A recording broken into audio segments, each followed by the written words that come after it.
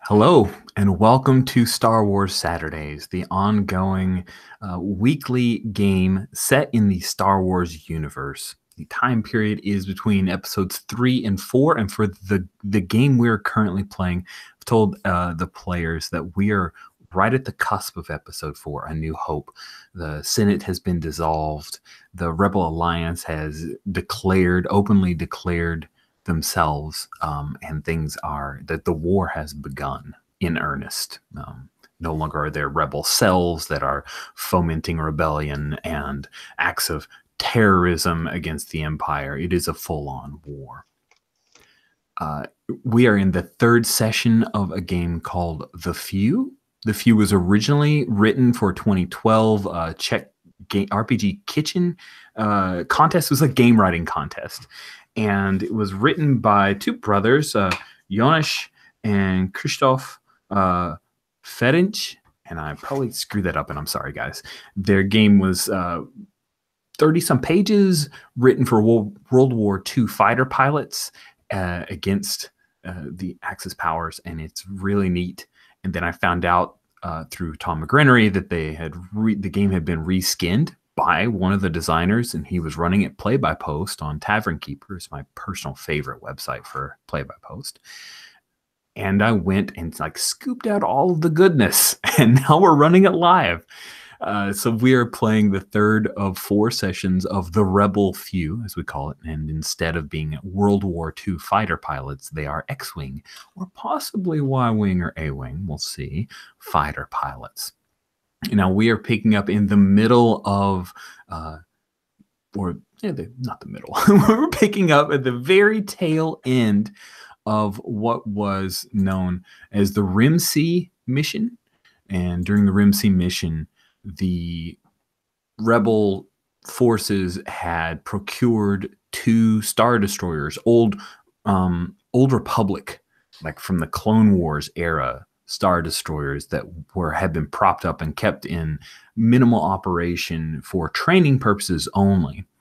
And so you guys, as part of Checker and Gauntlet Squadron, had gone in and stole these ships out from underneath the Empire. And a big fight broke out as you tried to escape. And Sorguk, one of the Mon Calamari members of Gauntlet Squadron, which is our titular squadron, is our awesome characters that we're all following. Sorguk, unfortunately, she died. She actually went on a bombing run knowing she had no torpedoes, but trying to draw fire to buy time for the rest of her squad so that they could protect the flagship of the small fleet. And Commodore, the Commodore, the Mon Calamari Commodore, who was on the flagship and saved many, many lives with her great sacrifice. Now, during the fight, one of the fighters, Tikal Praxon, the youngest member, too young, he really should not be in a cockpit. He is far too young. Tikal was his X-Wing lost shields. He lost his R5 unit, astromech droid, and things were not looking good. And as his damage ship, part of the rules, you roll to see if when you hop to light speed to hyperspeed that you're okay, and he did not make that roll. So yes, it was a turbo laser battery that caused him a great deal of unhappy feelings. So we pick up with Tikal. Now, Tikal, you've realized that your engines, you have sublight engines, but you don't have an astromech droid, which means that plotting a course through hyperspace is going to be incredibly difficult. And then when you try to kick to hyperspace anyway, the engines in a old Millennium Falcon impression happen. And yeah, so the ship is damaged. You know that if you were to stay in space with all of the craziness that's going on, that there's a strong chance that a tractor beam could get you or some other TIE fighters. And you see it's all of your friends, all of your allies, all of your fellow pilots take off and they leave you. So in the behind enemy lines portion of this game, what we do is we use the rule shut down an enemy territory. And when the pilot gets shut down on an enemy planet, which I'm leaving the frame open, but we see if you will survive. So you have two choices. Really, you have one choice. Either you can surrender yourself and the fight is over for you. You'll spend the rest of the war either in a prisoner camp, or perhaps you may be executed for your crimes against the Empire, and you have to make a new character as if you died. Or you can attempt to escape the occupied territory and rejoin the rebel forces by contacting local resistance groups or perhaps sneaking on board a ship to get out somehow. So you need to come up with a plan of escape, describe it to me, and then we'll play out a couple of conflicts with me. And this is effectively moving us into the base phase, but we'll touch up with that in just a minute. And once we play out those two conflicts, they're probably going to use a soldiering skill, but we'll figure that out. If you succeed, then you return home and can return once more into the breach. And you'll get a promotion. So my question was, I don't remember what planet we were around. Oh, Rimsey. Besides there being, okay, Rimsey.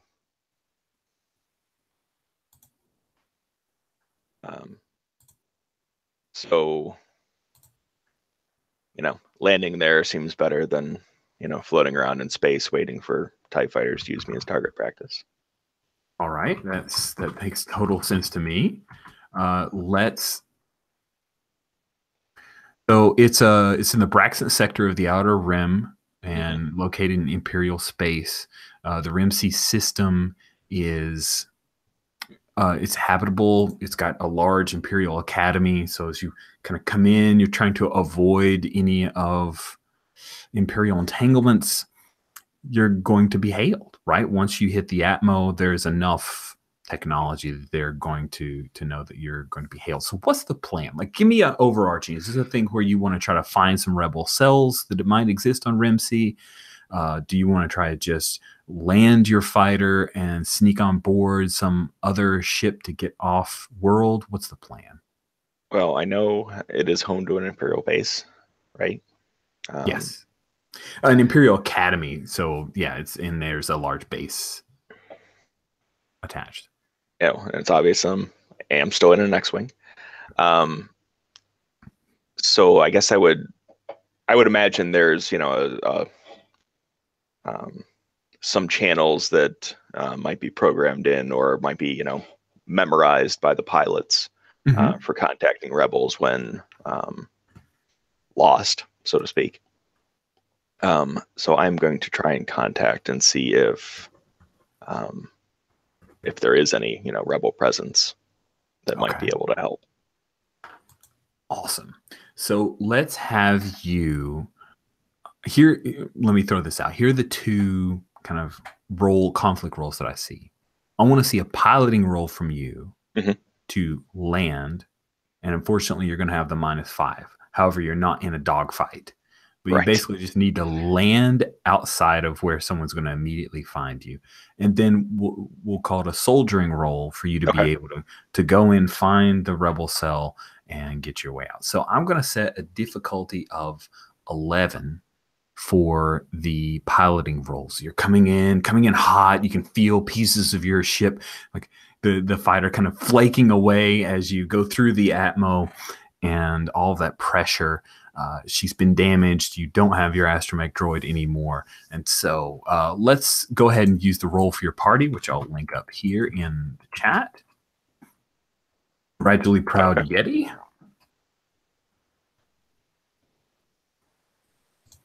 And let's see here. So Takal's piloting is a 2. You're going to be rolling 3d6 plus, wait. Hold on. Rich has just had a brain fart. It's 3d6 plus 2, right? Yeah, it's 3d6 plus your modifier. Well, 3d6 plus 1, actually, because I was in debt already. Oh, yeah. I used that to try and get out. And then I'm going to be -5 for my piloting. Oh, my God. This is not good. well, which makes it only -4 because they're going to do 1 piloting. Man, we'll see what we see. Do you have the force? Because if you have it, this would be a time to use it. I had not refreshed it. Bummer. So I had used that as well. Oh, you did? So it's ready on your character sheet. What's that? It looks like the character sheet's been reset, maybe. Oh, okay. So it doesn't have my debt on there either. Oh, I think we were doing stuff in Roll20, maybe. Okay. Yeah, so in Roll20, it looks like it had been reset. Oh, God, this is not good. It's not good. Nope, it is not good. So I rolled 12 on the dice. And -4. Correct. Okay. So, however, yeah, I'll go into debt again. Yes. Because who needs my arms? Sweet. So I think as you're going into debt, right, you come in and then there's this anti-aircraft gun that trains on you, starts firing, and one of your wings explodes. See this black inky mark in the sky, and there are a bunch of very well refined Imperials who look up like, oh. Who knows if my legs will ever be the same again, you know? Who knows? But let's see. Oh, even worse. And first, all right. Your X-wing slams into the water that you were trying to hit in hopes of being able to cushion the blow of coming in so hot, and you end up trying to cut yourself free of the harness, but it's just not fast enough. You're caught in the cockpit as the X-wing sinks to the bottom of a lake in Rimsey, and so you will need to make a new character. Oh, good. Already started. That is quick. That is a depressing. This we're playing the beginning of Return of the Last Jedi. There, where's this there? Are we? Would you like me to read his farewell message? Yes, please. Dearest Lissa, if this letter reaches you, then I have not survived my adventures. Break the news gently to our sibs.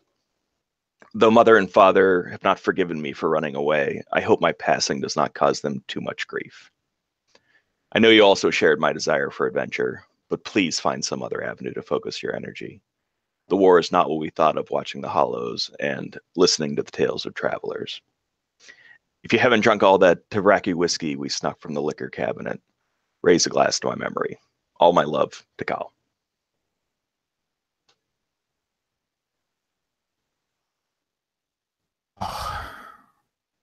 Oh man, that's rough. Okay, so that is how we begin our game session. Sorry that was such a protracted, you lose your character. Okay. Oh, no, it is the number of rolls we needed to do. It is. Okay. So I'm going to begin with a little bit of math from the Rimsey mission.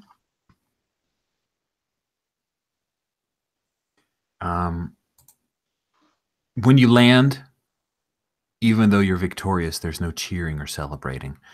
All the pilots are quiet and tired. Losses amongst the ranks of starfighter pilots are severe. Commander Carr and a half dozen other pilots died in Rimsey system, among them Gauntlet 5, your friend Sorga Clay, and Gauntlet 4, Call Praxon. Two Y-wing gunners have been captured by the enemy, and only when fighters land do you learn that one of the damaged Foxfire Alpha Y-wings crashed in the desert, and one of its crew perished in the accident as well.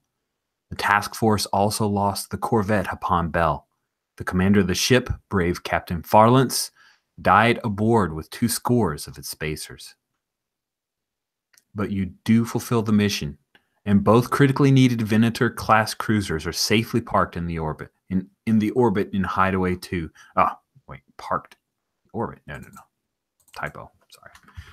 Parked in Hideaway 2 dockyard side by side with their cruiser, Hope. Rebel Marines captured a few dozen Imperial cadets on board both ships. And the fleet also picked up 5 enemy starfighter pilots from destroyed TIEs. Reaper Leader, Reaper 6, Epsilon 3, Epsilon 4, and Banshee 4. You see them when the shuttle lands and they are marched into prison under armed guard, handcuffed and scared. There's one female Imperial pilot among them, Epsilon 3, in a burned black uniform and a blank 1,000-yard stare. When you land, one of the technicians comes up to you, Niev. He's got a pale face and he shows you a data pad. The video on it shows an Imperial report about the Battle of Rimsey proclaiming a total Imperial victory. Other people gather around. This is where we can introduce Sybil. You've just landed as resupply, a brand new fresh pilot. And Mortz, you are there with the remnants of Checker Squadron. The image changes and you see Aaron Lavar, Foxfire 8 gunner, and Kul Utan, the Sullustan Foxfire 12 gunner, with a few rebel sailors from one of the Han Bell escape pods. All of them were captured in the Rimsey system by Imperial forces. Your fellow soldiers are saying something, and although the sound in the video is muted, you clearly read, "For the Rebellion" on their lips. Then the camera take includes a prepared line of stormtroopers who aim on them, and the sign is given, and they fire and execute the prisoners. The bodies of rebel sailors and gunners fall to the ground, and the broadcaster jubilantly announces that that was the last of the rebel forces, executed immediately after the battle, on specific orders of Vice Admiral Orleb, the hero of the Empire. The specialist who showed you the video has his eyes full of tears. Those carking Slemos murdered them. They murdered prisoners of war without any kind of trial. And then he looks over at the Imperials that are being led away to prison. A few days after you return from the Rimsey system, all the rebel soldiers, pilots, and technicians are called to attend a formal ceremony to honor those who perished and award medals for bravery and valor displayed in the last operation. Hundreds of troops gather in the Great Hall, which is otherwise unused. Chosen Marines act as an honor guard, and in front of them stands Commodore Ratal in his dress uniform and two tall figures. A male human named Senator Alku-Vordu, who used to represent Darun in the Imperial Senate, and young female human Senator Lady Selnia Harbright from Salish. Both senators joined the alliance after the dissolution of the Imperial Senate and are here in an honorary function to represent their worlds in the civilian part of the alliance. The ceremony begins with the sounds of trumpets. Lady Selna Harbright comes forward and addresses the audience in a loud and clear voice. I would like to read to you part of the Declaration of Rebellion, because today, as we all remember those who died, it is important to remember what they did, what they stood, and what they died for. We, the Rebel Alliance, do therefore, in the name and by the authority of free beings of the galaxy, solemnly publish and declare our intentions to fight and oppose the Emperor and his forces by any and all means at our disposal, to refuse any imperial law contrary to the rights of free beings, to bring about his destruction and the destruction of the Galactic Empire, to make forever free all beings in the galaxy. To these ends, we pledge our property, our honor, and our lives. Those who are not here tonight fought and died for this exact cause, to free all beings in the galaxy and make the world a better place. And for that, we honor them today. She steps back and Commodore Ratal takes her place. 8 droids come forward and project the images of fallen pilots and gunners who perished in the Battle of Rimsey. Commodore Ratal reads their names, their acts, and also names awards that they were awarded posthumously. First among them is Commander Carr, who, for her action in the last battle, posthumously awarded the Medal of Bravery, the highest honor awarded by the Alliance to restore the Republic. When he gets to Skeeter's name, you hear a loud wail as Jan, his widow, collapses in tears, and the sympathetic hands of friends take her to the side. List of the names: Cressida Carr, the Checker leader and pilot; Kavis Skeeter Lacer, Checker 2 pilot; Sorga Klee, Gauntlet 5, Mon Calamari pilot; Takal Proxen, Gauntlet 4 human pilot; Raynar Silair, Checker 4 pilot. Aaron Lovar, Checker 8 pilot. Isabel de Res, Foxfire 12. Kol Utan, Foxfire 12. Rennick Volsh, Foxfire 3. After that, more droids roll forward and project images of Captain Farlance and all the rebel crew members who died aboard the Hapan Bell, other ships, or were executed afterwards. The Commodore reads their names, and when he finishes, he salutes.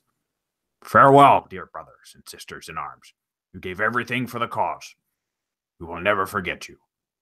And we will never forget what you did. May the Force shepherd you, and may we all meet in the light behind the darkness. The rebel soldiers salute their dead comrades, and there's a minute of silence held to honor their sacrifice. After that, the images of the pilots, gunners, and shipmen fade, slowly disappearing into memory.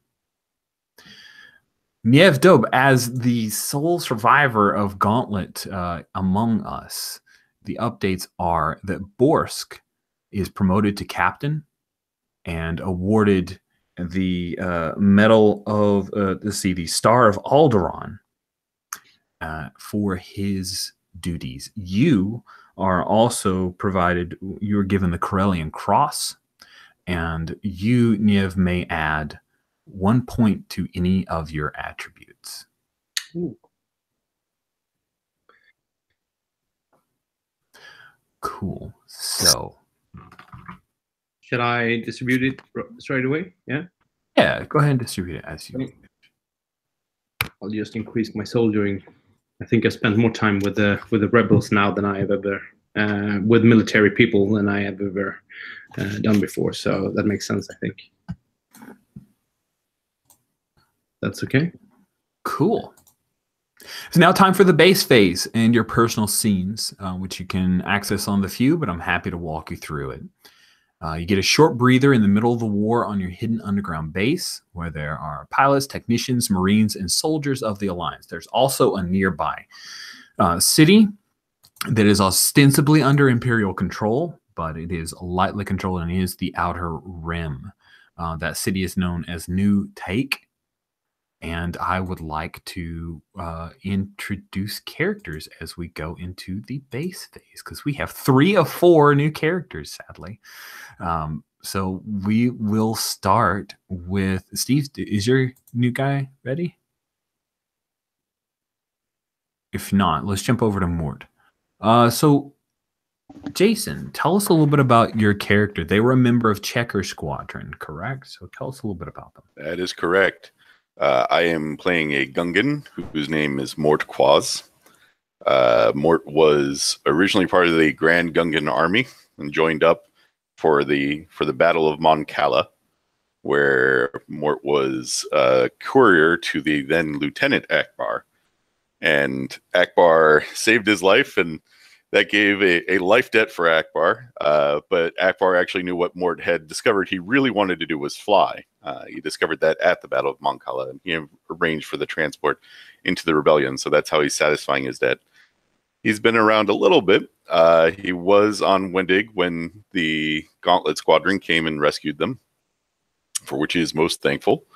But he was also in Checker Squadron, which has very few people left. He is a capable pilot, in part because the Mon Calamari are also an aquatic species, and the way they laid things out makes sense to him. On the other hand, yeah, because they did most of the ship design. On the other hand, the way that humans design weapon systems flummoxes him. So he's not a very good shot, because they don't make any sense. Especially, they have this thing, it goes in front of your eyes, and his eyes are out here, and he's like, what the... So he's also a fairly spiritual person. Most people don't realize because they think of Jar Jar Binks, but the Gungans are a spiritual warrior race, and he is a representation of that. So he is much less goofy and a little bit more dignified than the common image of Gungans, especially because he's like a superstar diplomat, although, you know, maybe not so much anymore. No, maybe not so much anymore. Cool. So let's see Mort in action. Let's see your base phase. You've been here, right? You've been on this Alliance base. There's a lot going on. I think the first part of this is actually probably a spiritual action for Mort because he lost a lot of friends. So he has a series of tokens, and what he does is he actually goes and dives into the water and goes down as deep as he possibly can and leaves a token for all the people that he flew with in Checker Squadron deep in the deep down before rising back out and just coming and shaking off some of the water. And that's his beliefs. That's what matters to him. But he also knows what matters to the people that he still flies with and makes his way to the cantina to drink in their honor as well. Nice. Do you imagine him drinking on base then at like a little... Wherever they have, because he's not an officer, so it's wherever enlisted people are going to drink and remember. It seems to me that's probably on base. Okay. But and you're imagining that, so if he's a pilot, shouldn't... So here, this is my own ignorance. I thought if you were a pilot, you had to be an officer. Is that not the case? Well, I don't know how the rebellion flies because we're mixing up ranks. In the Air Force, you do, and in the Navy, you do. If we're going to say that's the case here, I am happy to be an officer also. Okay, cool. Let's say that. I know that we had mixed up the rank for our now Admiral Akbar. I think he's getting promoted now. Yeah. Sad. His heart is heavy as he receives his promotion to Admiral at the same time of hearing about the death of his daughter, Sorguk. My goodness, that just tears me up. Good. All right, well, yeah, you go and you end up in kind of like, 10 forward kind of deal. It's the on-base bar for officers. And a few of the younger lieutenants from Checker Squadron are talking about how you're near enough, like you're involved. There's a couple of tables that are kind of pulled together, and they're talking about heading, like, we should just head to the brig. That's what you catch as you're walking in, still drying off a little bit. Yeah, did you see that one girl? Yeah, I did. Mort just shakes his head and goes over to them. And he's like, no, sir. We say better than that. We don't abuse. We say don't shoot. We say remember.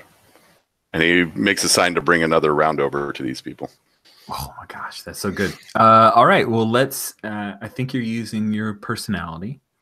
All right, fair enough. And being part of this group, I think that you've got some pull. So I'm going to call this a kind of easy. Like you're making that effort. You're reminding them of what the right thing to do. So let's set that difficulty at a 9. Okay. So it's 3d6 plus my personality, right? Correct. All right.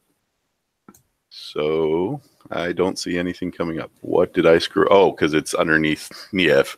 All right. So I got a 4, a 5, and a 6. So that's a 15 plus 2 is a 17. Holy crap. You should shoot people with your personality or something. I don't know. That would be nice if I could. That's pretty great. Awesome. Right. So you're able to not only redirect their pain, but not embarrass them. And in a Checker Squadron, like there's some hugs and there's some few tears, but nothing overly dramatic. They're soldiers after all. That's good. Are you satisfied with that scene? Is that good? Yeah, I'm pretty happy with it. I feel like I established kind of what Mort is. It's good. Good. Let's meet Sybil. Am I saying it right? Am I saying your... Yeah, Sybil. Okay. So Sybil Lightstreak, she's brand new. Like the first thing that you got to witness was this ceremony where dozens and dozens of people who were here before this last mission are honored, dead. Yeah. Yeah. And she's got a little brother, Fabian, who's 8 years old. Because Sybil's like she's fairly young herself still, and maybe just got like through basic training. And I imagine basic training is pretty basic at this So point. did she go through basic training with the rebellion, or was she trained in the Empire and then left and joined the rebellion? With the rebellion, because so her parents are actually incarcerated by the Empire. That's right. You're from Alderaan. Yeah. Okay. Okay. And they I think they're like journalists, and they were reporting critically on the dissolvement of the Senate and all that stuff. And they are now they were arrested under like dubious charges of treason and whatever. Instead of like landing in imperial custody or something like that, she ran, took her brother, and got in touch, like probably through happenstance, with some agent of the rebellion. Okay, and that's how she came into to join the rebellion. Cool. So there was like a rebel transport that came down, and you come off with your young brother, and he's here on base. Oh, that's dope. That's really, really dope. So it's a little crazy and hectic with all of the people. I mean, there are thousands of people on this base. Enough people to run a couple. She doesn't know anyone, and she has this 8-year-old who obviously needs her care, right? So I imagine a scene where she takes him to the hangar to basically get a look at all the starfighters, and probably the one she's been assigned to, and just so that he knows, right? So if I'm going out there, this is what I'm flying with, and see the mechanics. They're taking good care of it, and maybe then talking to the mechanic and like, hey, can he like sit in a cockpit for a moment and just nice. So one thing that you notice as you come out to the hangar and you're looking at the different X-wings is that among the X-wings there are 4 Z-95 headhunters.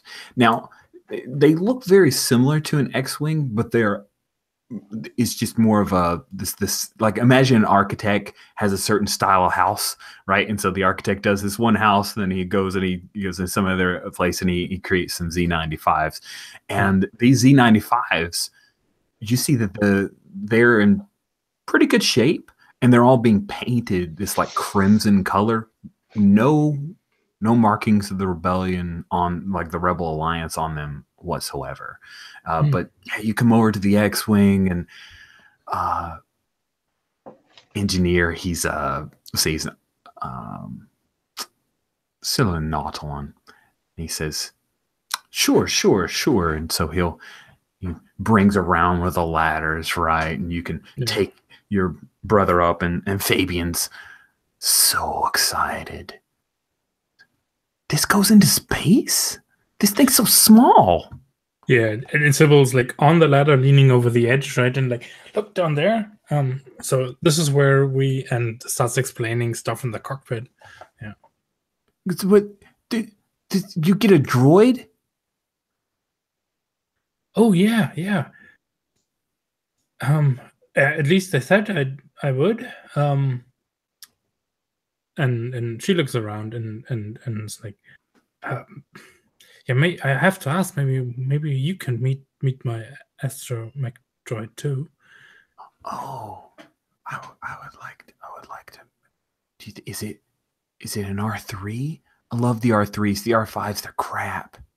They're a bunch of poodoo. I hope you don't get an R5. And she's like you get issued what you get issued, right? The engineer kind of like whistles, like, "Ooh, she's got an R5. That's not good." Cool. I think this is really good. That's a good scene. You don't have to refresh anything, so you don't necessarily have to bring it to a roll. Are you happy with that scene? Yeah, it's awesome. It's cool. Good. Awesome. Let's talk to Christian. the surviving member of Gauntlet Squadron who is with us today. Borsk is with us. He's just, off doing captainly stuff. Sure. So Nev, Yeah. dude, let's frame up a base scene for you. Yeah. All right.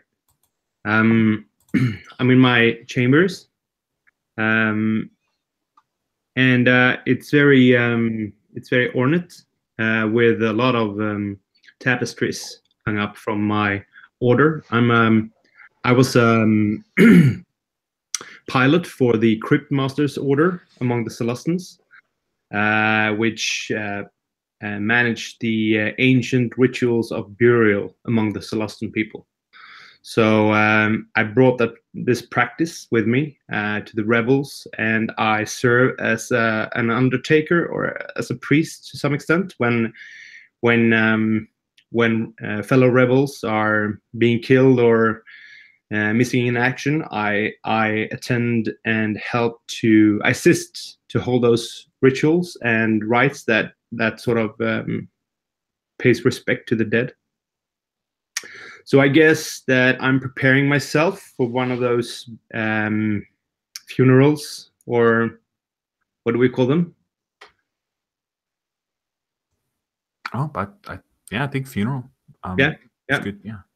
So I'm donning my gray robes, and I'm sort of correcting my knitting on my what do you call this? Some sort of neck. Oh. Yeah, I get you. The weird kind of collar deal. Yeah. I get that. And some assistants come in, and we are ready now, Niv.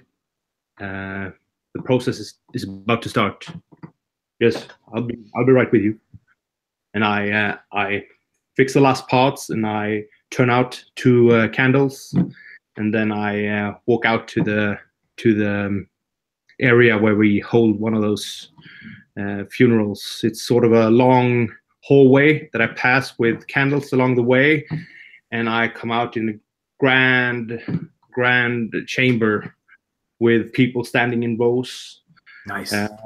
Waiting for the process to start and the ceremonial talks. And I enter the altars, big stone, roughly hewn in gray stone, and I stand before it, and I take a few words. My fellow rebels, we are here today to honor our fallen brethren and to make sure that they pass on to the gray eternity in peace. Let's spend 2 minutes and help them on their way. Nice. Sort of. I think this is. Oh, I'm going to put in a role. Like I think this is the point, right? Is this a reverent moment, or is there too much pain, too much anger at the way that their prisoners were treated, that all the losses they've suffered? So I think that you're going to roll personality here. Sure. You've got enough authority that I don't think this is, and they're soldiers. They should maintain order. Mm-hmm. So I'm going to set a difficulty of 9. And if you're successful, then I see you've got piloting in debt, so you can recover that. All right. So I'll just re-roll +2 then for my personality. Is that correct? Yes.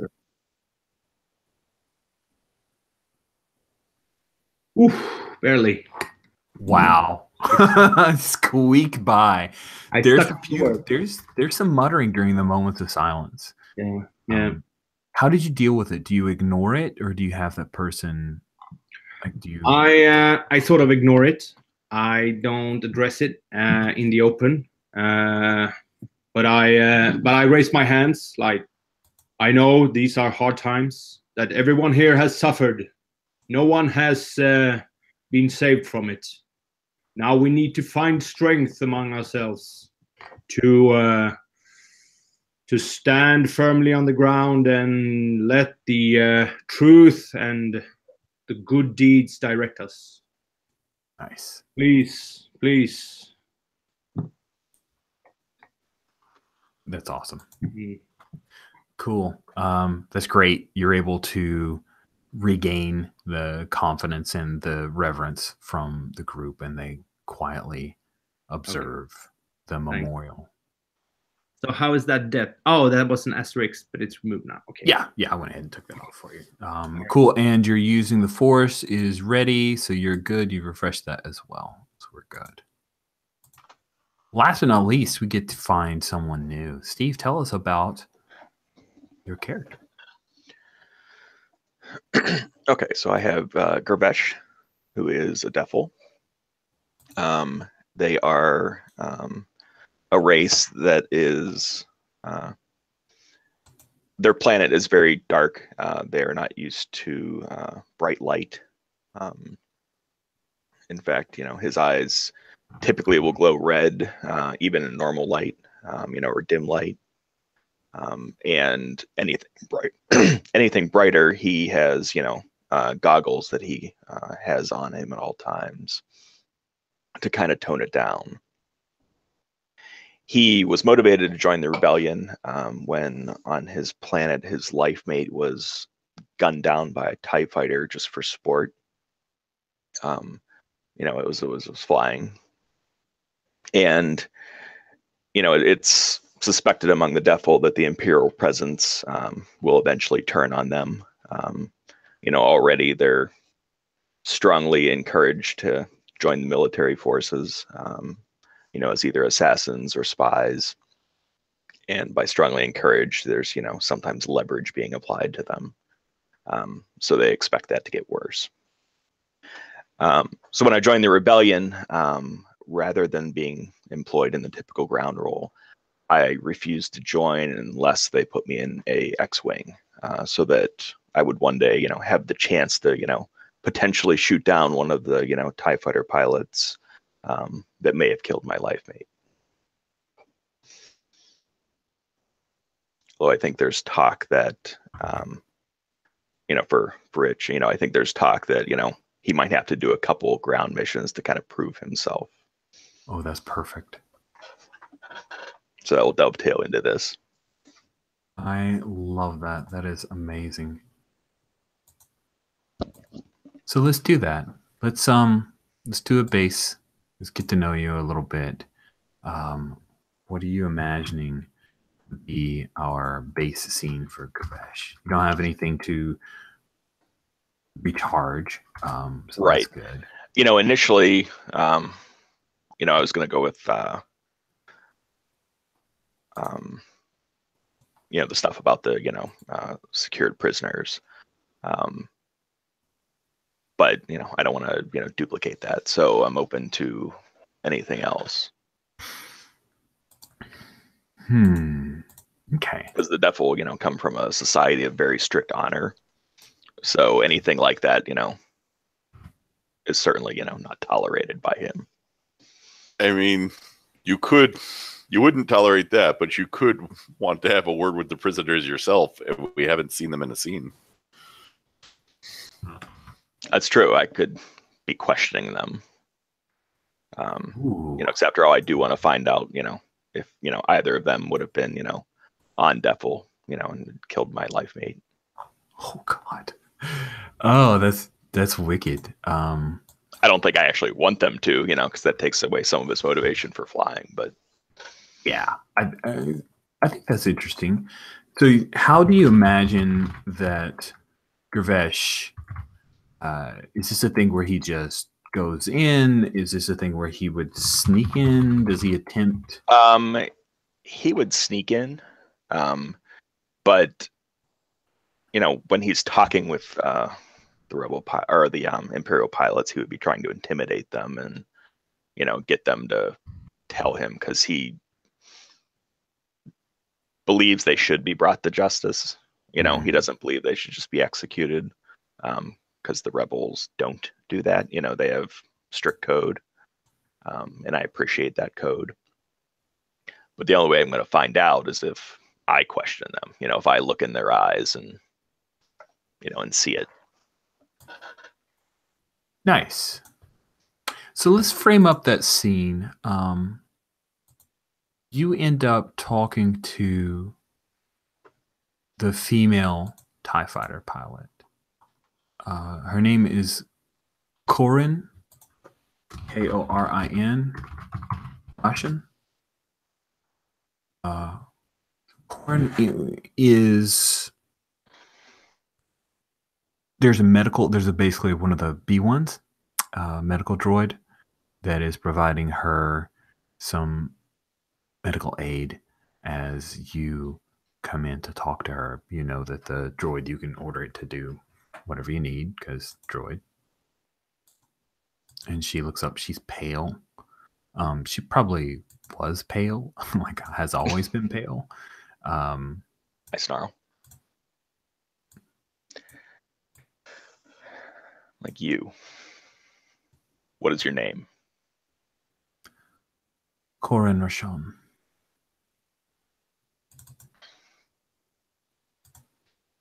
Like, how long have you been flying for these demons? Her face is tight, she says. Not long. I recently graduated from the academy.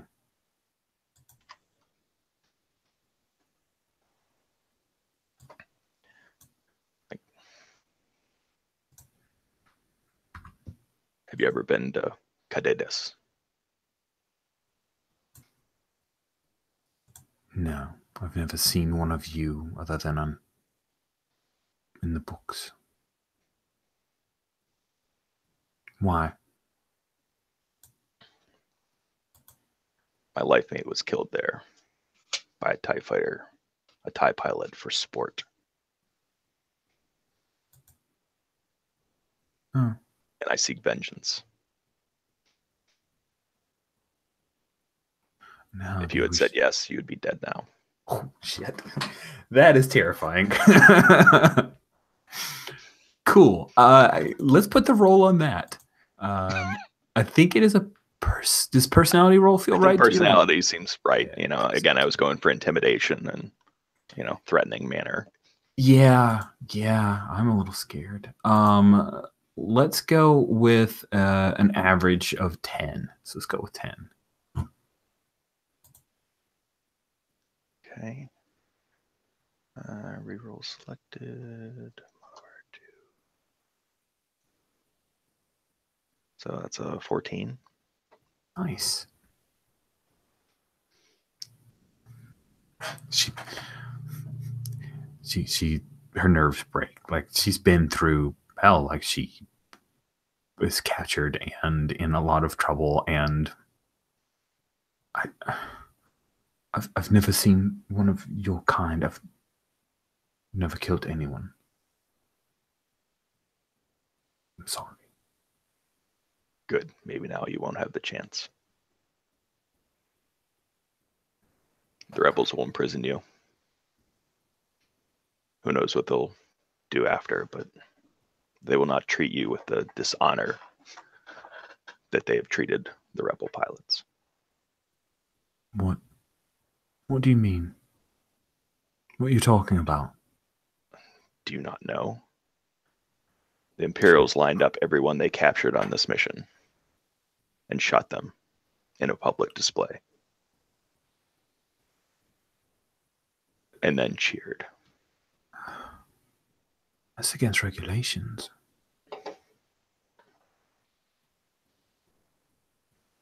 Like, I wasn't aware that you followed regulations. And I'll turn and leave. Nice. Yeah, that's a good exit line. Awesome. So we're done with the base sequence. That was excellent. I am very excited by these characters. We're going to take our first bio break. Okay. About 3 to 5 minutes, a nice short bio break, and then we will jump straight into a mission. Okay. See you guys in a few.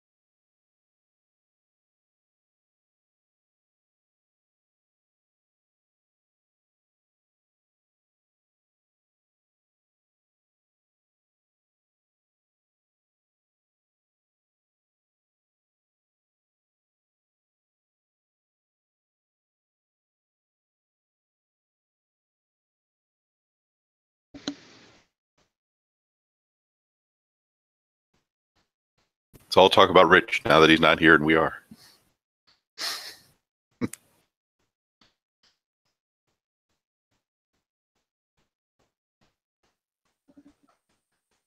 We could, but we just have to say nice things.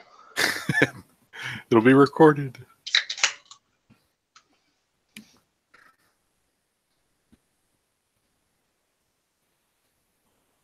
Christian, I wrote in the chat, I don't know if you saw that, like, I kind of love that the only character who's still here from the first episode is the funeral director father figure. Like, oh, your friend. The irony. The irony, yeah. He lived to see them all. Lived to see all the passings away. Now, I really didn't really get any room to. I didn't get a chance to play it out so much in the first round, so I was just thinking of how to make that a little bit more. Yeah. Make that. But I have no personal experience from that kind of work, so I feel a little bit insecure when doing it. But it's a fantasy. Make it up. Yeah. I mean, so Celestins are tunnel dwellers, you know.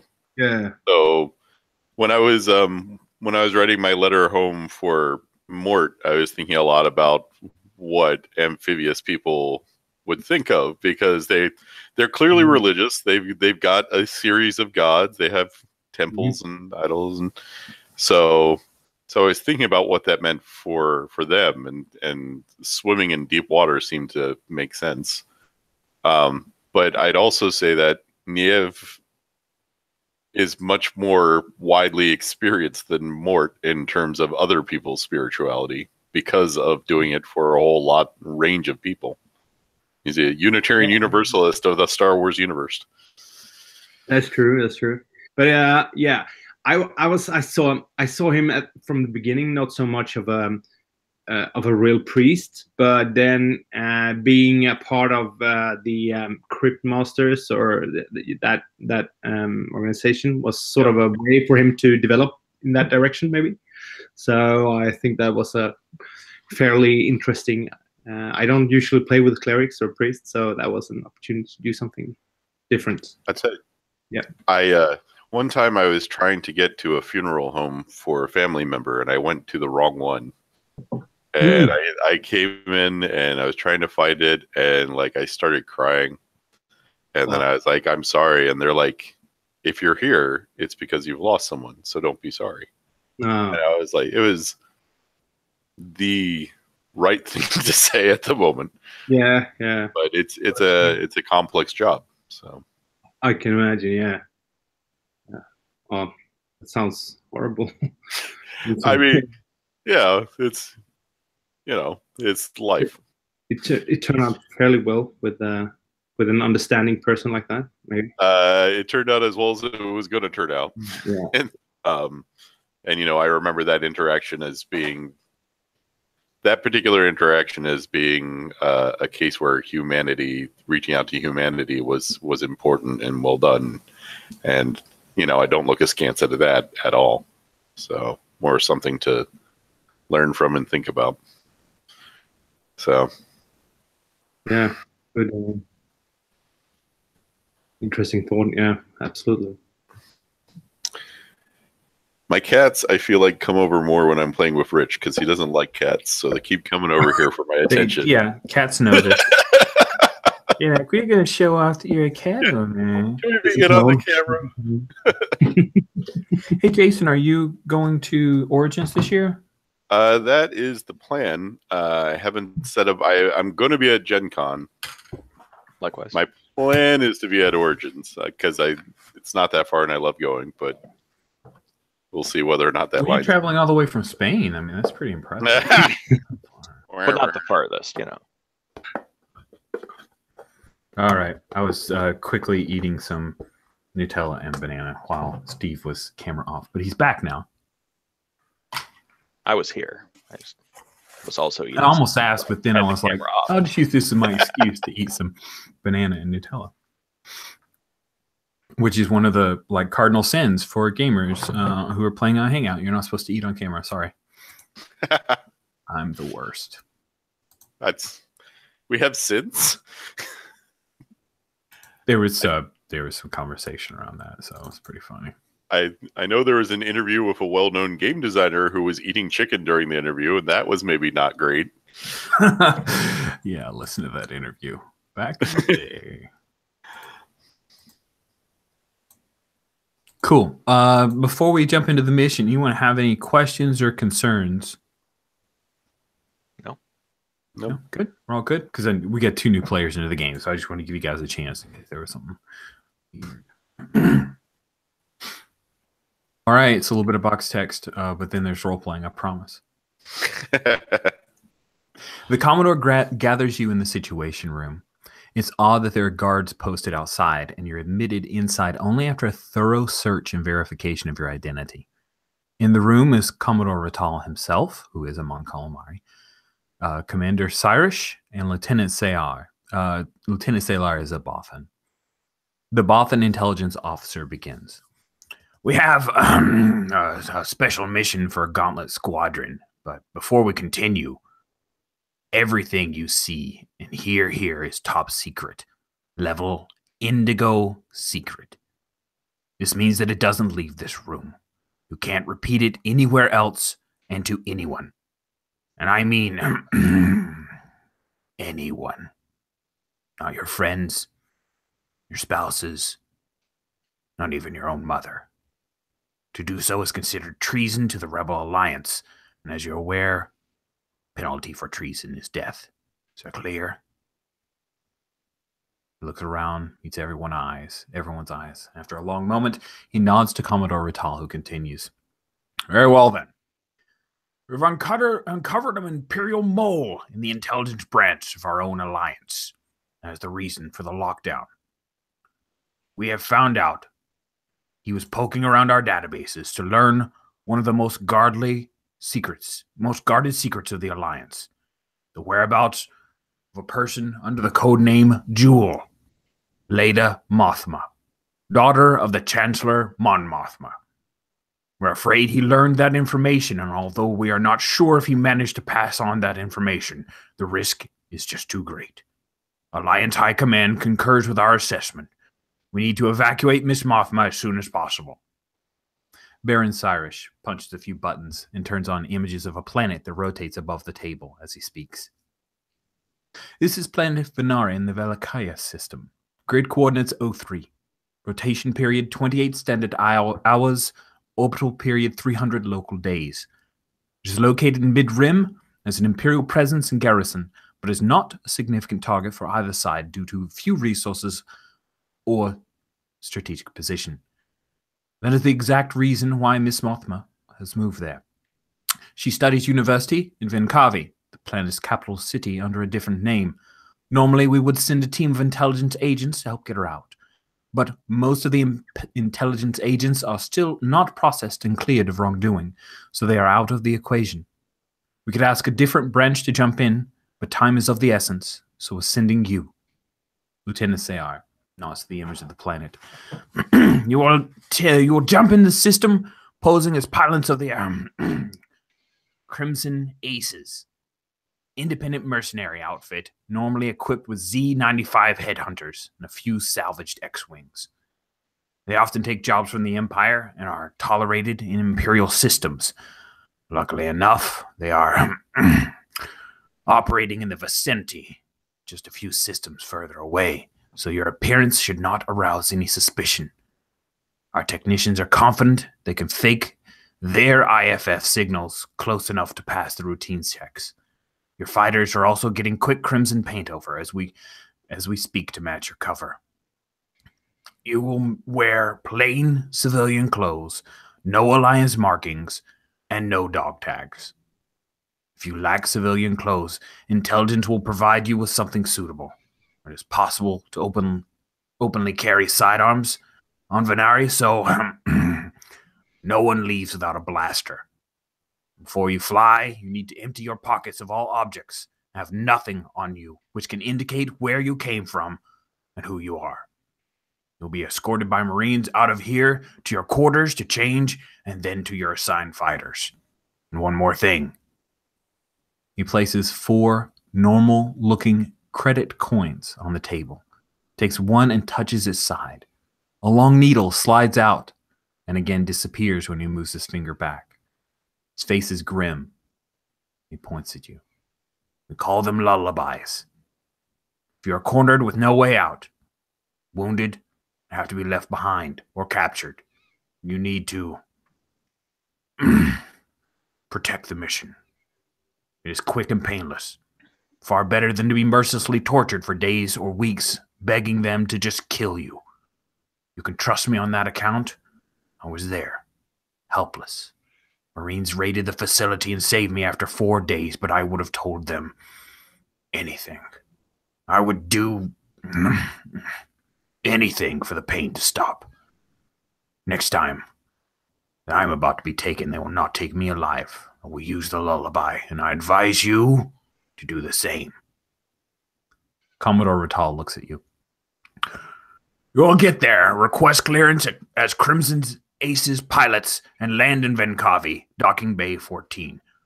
Lieutenant Barrier, a Quarren Marine, should be waiting for you there and will join you on this mission. You will contact Miss Mothma. Your code phrase is "Stars shone brighter 102 days before." Get her to Docking Bay 14 and get the hell out. Lieutenant Barrier flew our spare battered X-Wing, Y-Wing there and should fly Miss Mothma out in the gunner's seat. We're not sure if Imperial intelligence already connected all the dots, but we believe that the life of Miss Mothma is in imminent danger. You need to be quick, and we hope you can get in and out without a shot fired, but be ready for anything. I cannot stress enough the importance of this mission. It's the daughter of Chancellor Mothma we're talking about, and if anything happens to her, I honestly dread the consequences. Just get it done. Get her back safely. Questions? Very well, you take off in half an hour. May the Force be with you all. And with that, you are released to head back to your quarters. There are, as Sayar had told you, there are Marines who will escort you. And you're allowed to change into civilian clothes. If you have them, you're provided them. If you do not. So I will ask each of you in turn. Niev Dub, what exactly are you planning on wearing? I imagine you're not wearing your funerary rites or any of those clothes. Do you have civilian clothes? Yeah, I do. But much of it would probably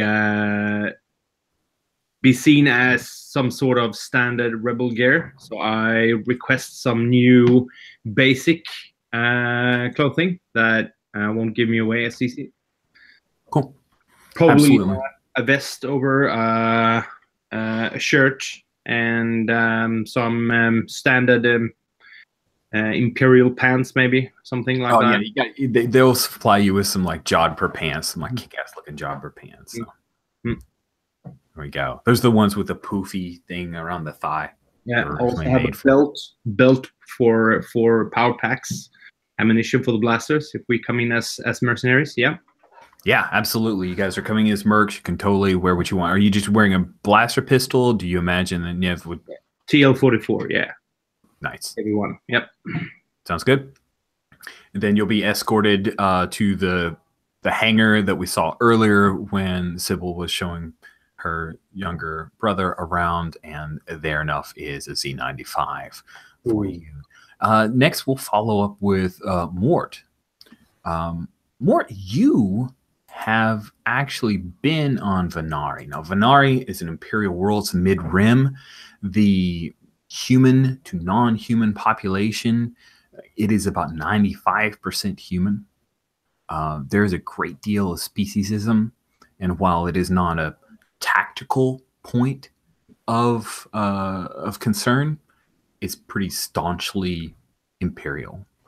Why were you on Venari at that time? That is a good question. So, like, were you part of the service? Were you a civilian at the time? Were you part of a Naboo delegation, perhaps? let's put him as part of a Nubu delegation. In particular, because if you look at my away letter, my farewell message, I start off by referring to a boss quaz, which would actually be my mother, but also places them as a significant Gungan. So I will say I was a much younger Gungan there with my mother, who hated to leave the planet anyway. So yeah, attached as part of that. Was this like a delegation for a merchant thing, or was it like a conference? What are you imagining? I think it's probably a diplomatic conference, in particular, because the Gungans do have access to resources and notably military resources, but other things as well. It's a verdant planet. Few people can dive as deep as them, and they can get at a lot of resources that no one else can. Nice. So, yeah. I like it. Good. So then we see you're escorted to your quarters, which you've had. You were part of Checker Squadrons. You've got whatever you brought from Windig, and then whatever you picked up over the last. It's been a few weeks, right? You've had enough time, and you've gotten a few paychecks to replace some of the things you've lost. So what is it that you imagine? I think the way he ends up dressing is a hodgepodge of the burned remains of what he had from the Battle of Moncala when he was in the Gungan army. So he looks more. So it's a hodgepodge of that mixed with whatever plain clothes that he can get. So he looks like a scruffy mercenary. Also, rather than a blaster, he's going to be carrying the Gungan electro staff, because by God, that's what they do. Which is one of those long. It's pretty badass. It's one of those long pikes that has a little electric end on the end that hurts to get poked with. So, love it. Cool. Do you try to sneak anything on your person? No. I don't think there's anything that he would feel the need to take with him. He might try and sneak things out of Venari, but nothing with him. Okay, cool. Thank you. Next, we speak with Sybil. Now, Sybil, you also know of Venari. Your parents took you there ostensibly on a vacation. They end up doing a story anyway. Mm-hmm. And I'm thinking maybe it was like 4 or 5 cycles ago. So Fabian was like 3. Venari it's a low-tech planet. They trade a lot of their resources for higher technology. It's one of those where the Imperials kind of moved in and are slowly bringing them up as far as technology. But it's nice. It's a pretty planet. It's not like Coruscant. It's not as beautiful as Alderaan, where they've done a lot of re-terraforming. So it's kind of the first layer starting to affect. When you were there, did you actually like get out and go explore the city, or were you stuck with watching over Fabian while your parents did stuff? I think she did. Yeah, I did get out and went exploring. So much so that I actually got lost. And maybe the place we were staying at, like I had found like a nice what are they called? The planet is called again? Oh, it's called Venari. So yeah, then one of those Venari that like I got one of those Venari to watch over Fabian, and I went out exploring and I actually got lost. So in the landscape, like actually wandering about and trying to basically going adventuring. Nice. Yeah. She was like 13 years old at this time, 13 or 14 years old at this time. Yeah. And I think the most heartbreaking, like when I actually got back or was found, I think the key thing there was like the parents like obviously relieved but also angry, right? But actually seeing Fabian being like completely upset and out of it, and worried. Sick. That is what got to her, right? Nice. I like that. You had some adventures on the the Venkavi is the name of the capital city. So yeah, I like that. Cool. And then how is it that Sybil dresses? Does she have some civilian clothes that she grabs?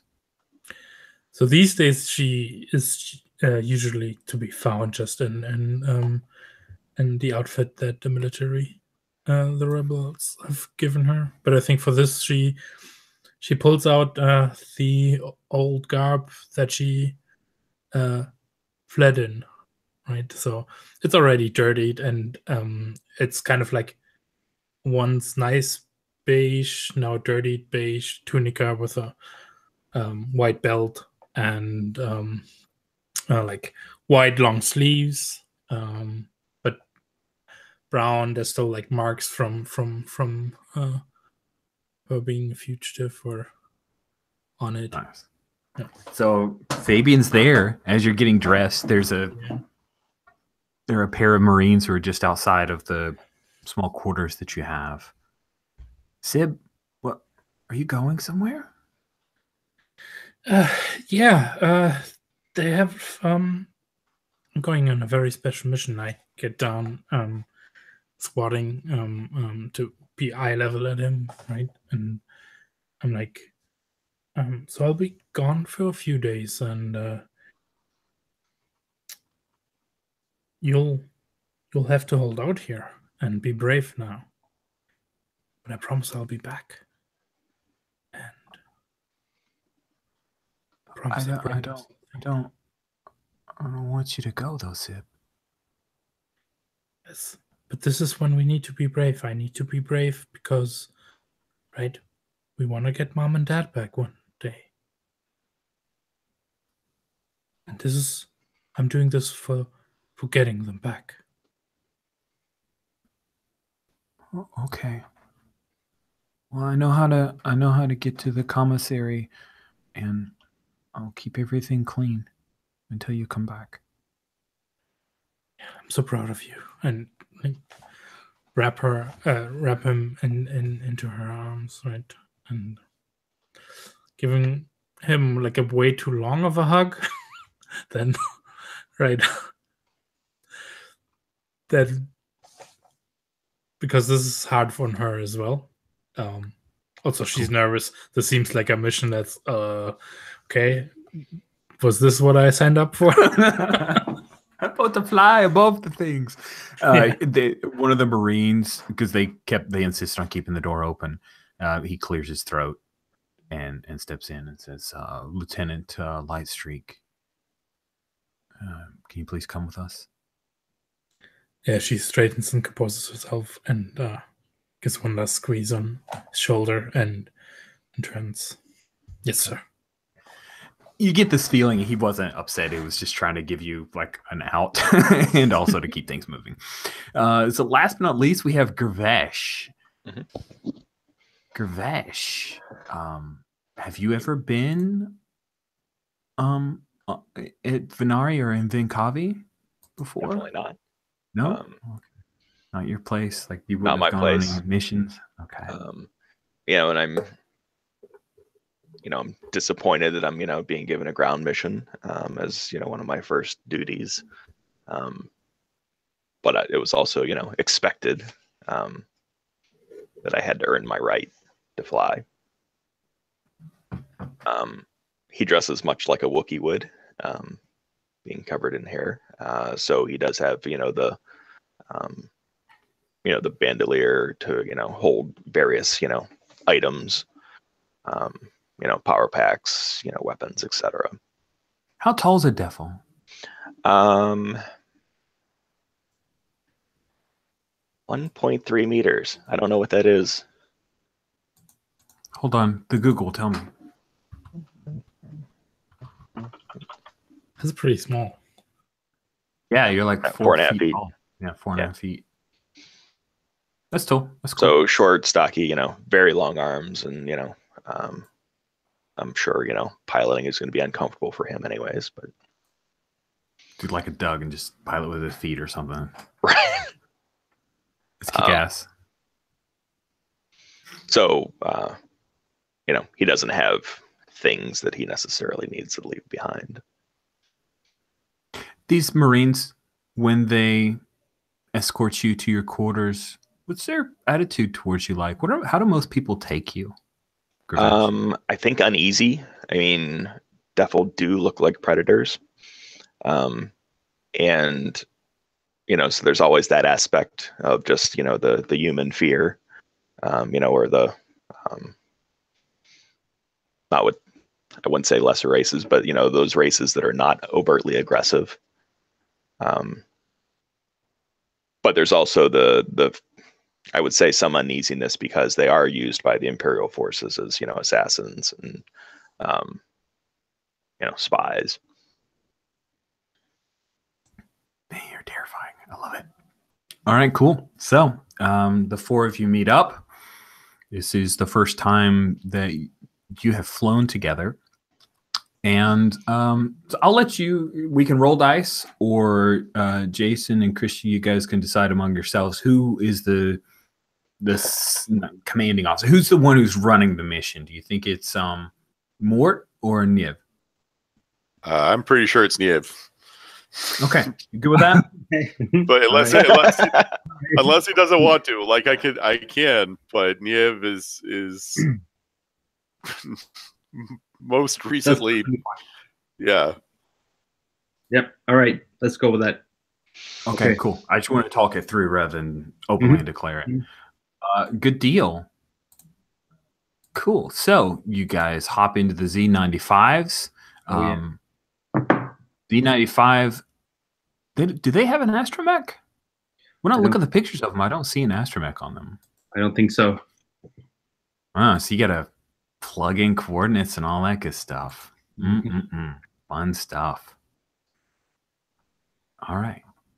Cool. So you jump into the Velakia system, and as soon as you come out, you notice there's thick traffic throughout the system. Venari is not the most developed planet of the mid-rim or the most populous, but it exports raw metals and lots of mid-technology in exchange for high technology that it lacks.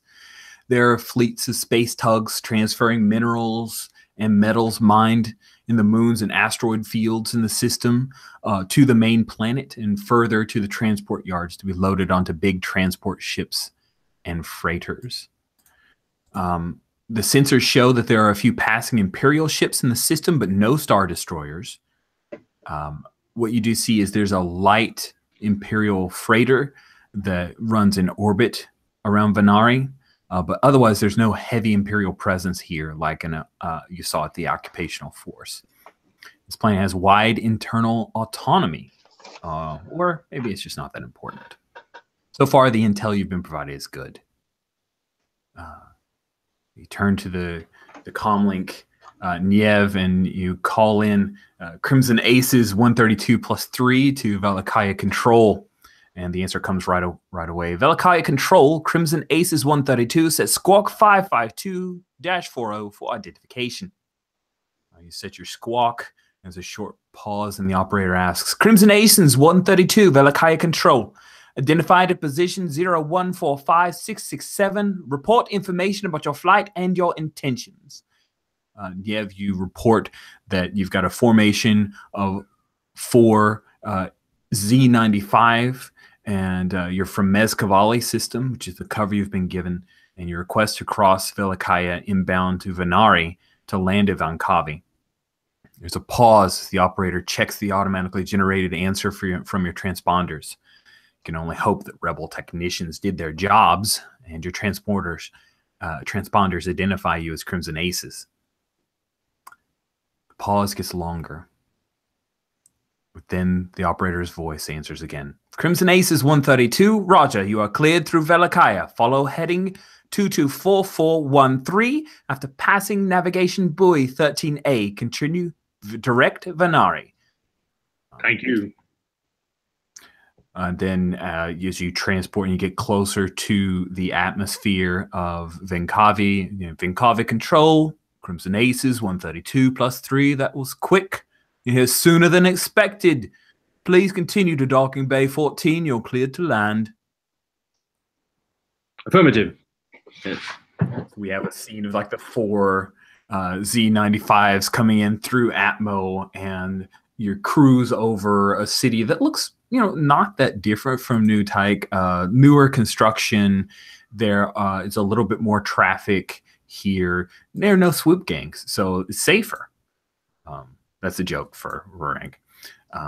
And as you guys come down to Dock 14, you see a battered Y-Wing, also painted crimson, parked on the ground when you land. And there's a Quarren there in civilian clothes. So as you guys hop down little ladders, he comes out and he says, Lieutenant Coates, never fought beside you, but it's an honor to swim in the same waters. He offers you a hand. Oh, you're muted, Jason. I was just surprised. I'm like, oh, sweet. So, yeah, no, Mort will totally take the hand and, shake it. And is like, Misa, honored to be with you as well. He leans down a little bit and says, may we together send many Imperials to be devoured by slithering creatures that feast on rotting flesh in the unlit deeps. It's vaguely uncomfortable for Mort, but people's like twirl a few times as he finishes his weird little welcome. He'll give a stiff nod to that. We're like, Quarren are a little different than Gungans in some ways. In many ways. He addresses all of you, finds out, Niev, that you are the mission leader. Says, I've paid the docking and refueling fees for our starfighters. They should be ready when we get back. It's slowly getting dark on this planet. According to my intel, the Jewel should be either in the binary bar where she works after her classes or in her flat. Suggest we try the bar first. If she's not there, we check the apartment. But of course, it's your call, Lieutenant. Okay, thank you very much. Team, let's form up. Okay, do we have any reported fights here? So do we know any agents or any other hostiles? He says there's a large trooper presence from time to time, but they're not very diligent, if you understand. I am all we have on the ground, though, unfortunately. I believe that there are some intelligence officials here, but they are not cleared for our mission because of what has happened. Right. And then he brings up a little, with those little hollow things, and it pops up, and it's an image of the Jewel. If you guys pop to people and places, you'll see a picture of, I'll blow it up a little bit so you can see her. But that is Leda Antares is the name she's going by, but that's Mon Mothma's daughter. You guys see her? She's row 12.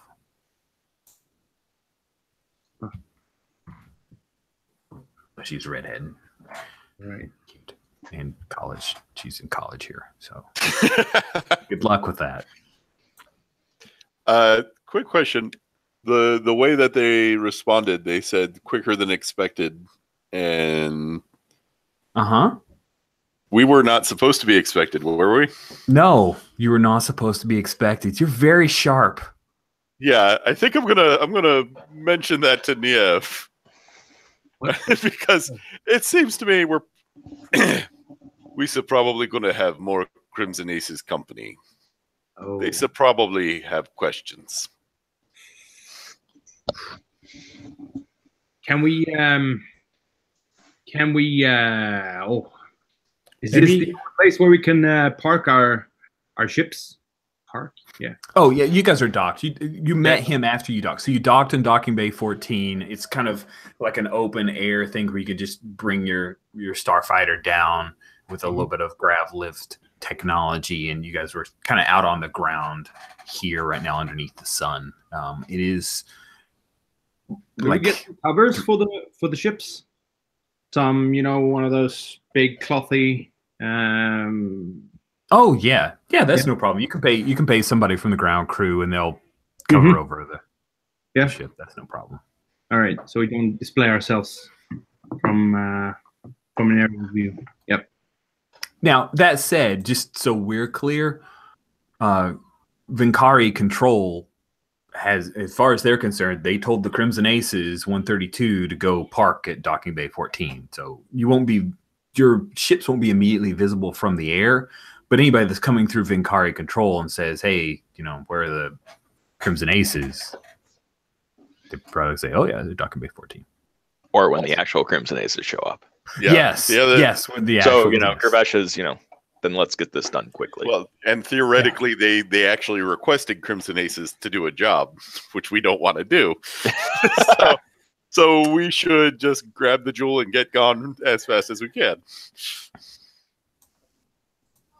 All right. So there are two, as Lieutenant has suggested. The Lieutenant, it is the Quarren who is with you. He has suggested there are two places that he knows of where she could be found.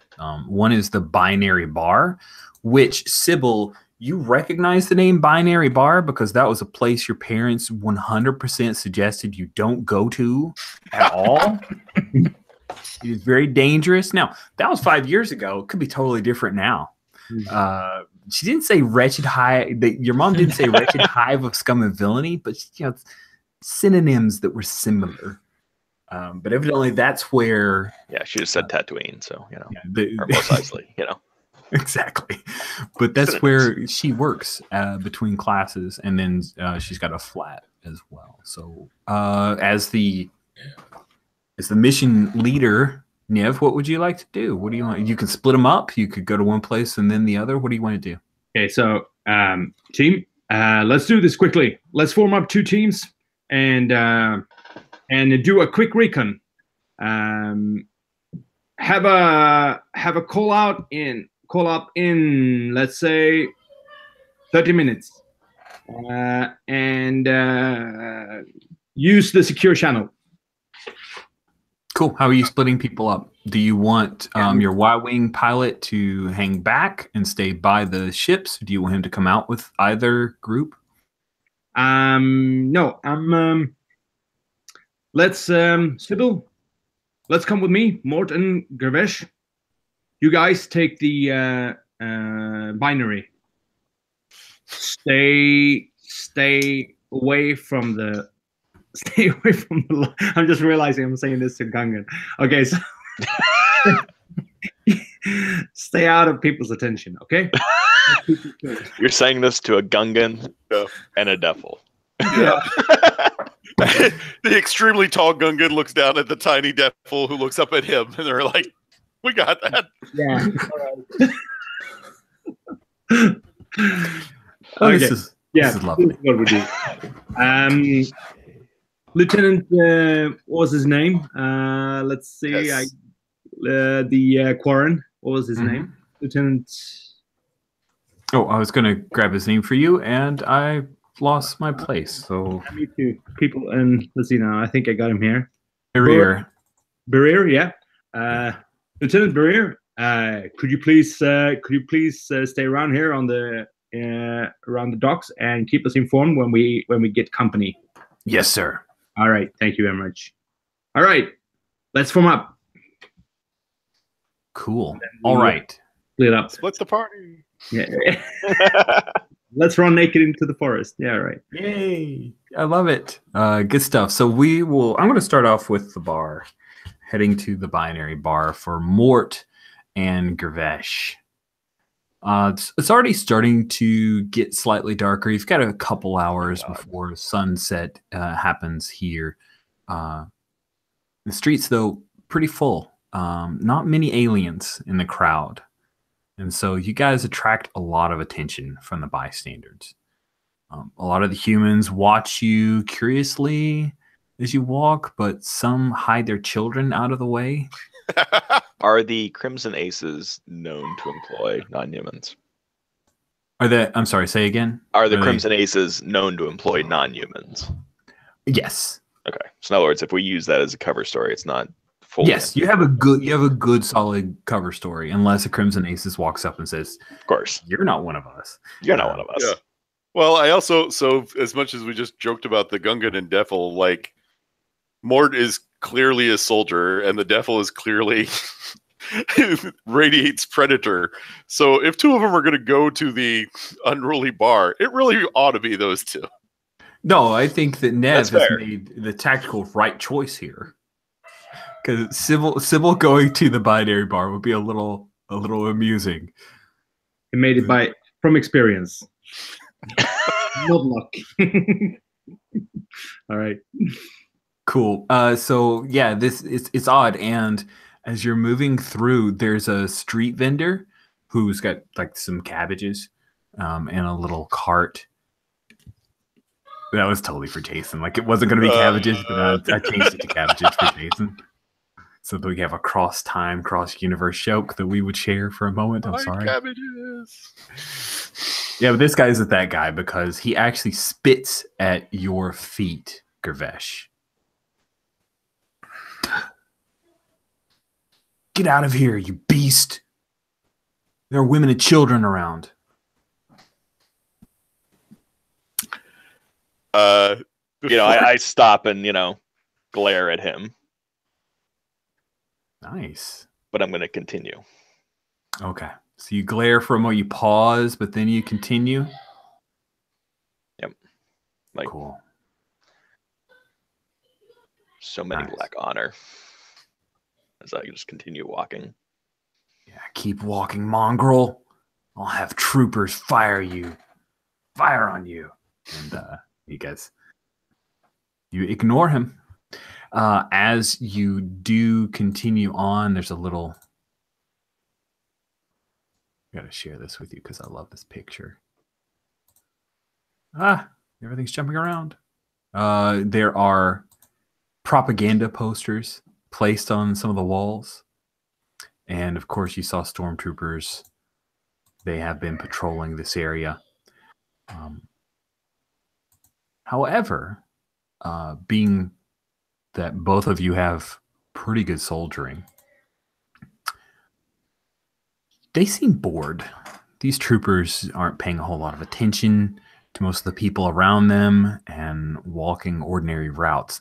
You guys coming by, of course, attracts their attention, but you just get the feel they're green. They do not seem to be the, normally stormtroopers are very precise. These guys are a little lackadaisical. But you being around, that is a thing that takes a bit of their attention. They don't zone in on you, but you can see a couple of them. Hey, see that guy? Yeah, see him. Guys, enter walking, I will mention to Morquaz, when we go in, I'll hang a little bit back. Mort's gonna nod and say, "Me say impressed by your patience." It does nothing to hurt a man selling fruit. I just know what cabbage is, so there's no honor to be gained in that. So Mort was straight up going to whack that guy with his stick for a moment, and he's actually learning a lesson from you. He's like, all right, let me hang back so I can stay in the shadow. Nice. So as you guys enter the binary bar, it looks a little like this. We hear some nice Bish flavored synth music, little Afro jazz going on. And you see that the bar itself, the layout, there are some side rooms with different kinds of moods and themes. And then the central bar, where you see that there's an aquarium behind the bar.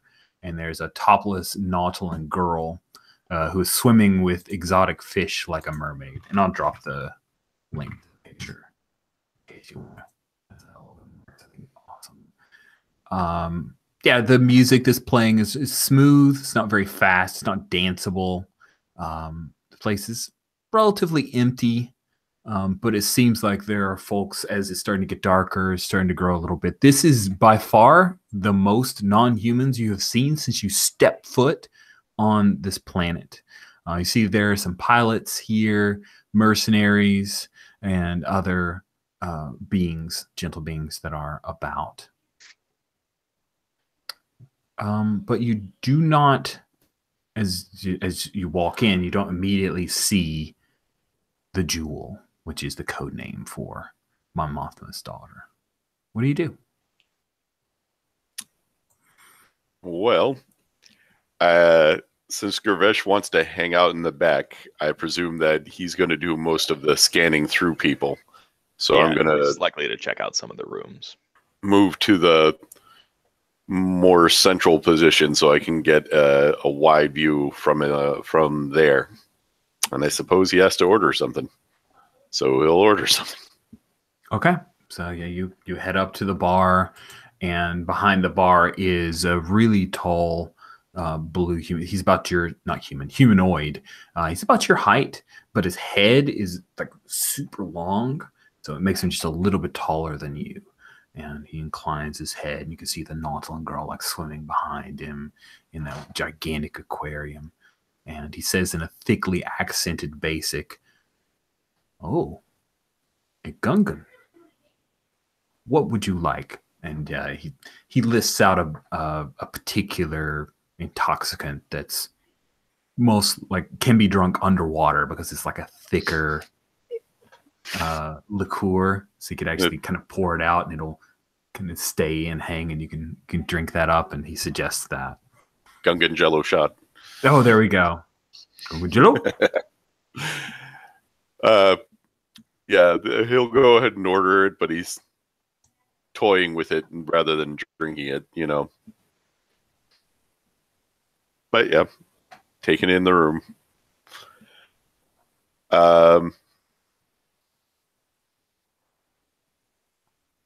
So I think what he's going to try and do while he's doing it, because the bartender seems friendly enough,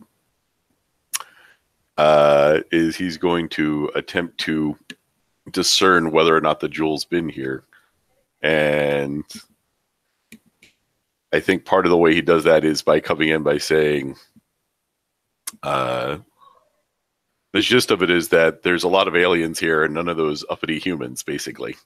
Because she pretty clearly presents as an uppity human. Yeah, you know, she like does. It's a nice, no snobby humans.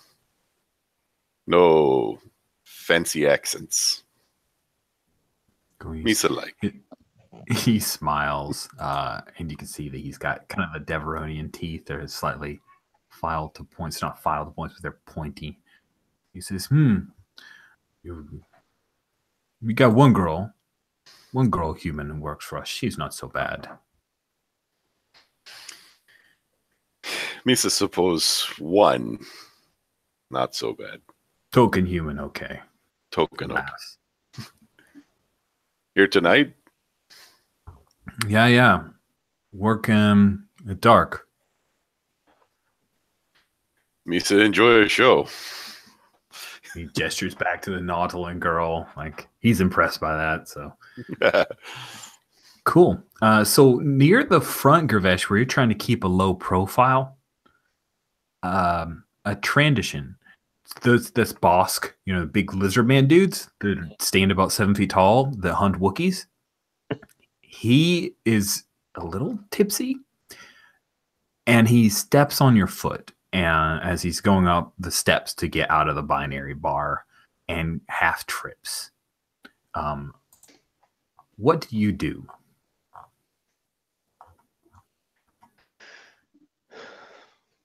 Oh, he is 7 foot tall and drunk. Yeah.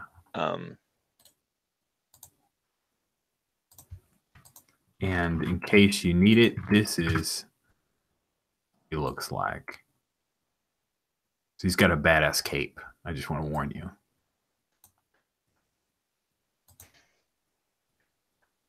You know, I'm not above.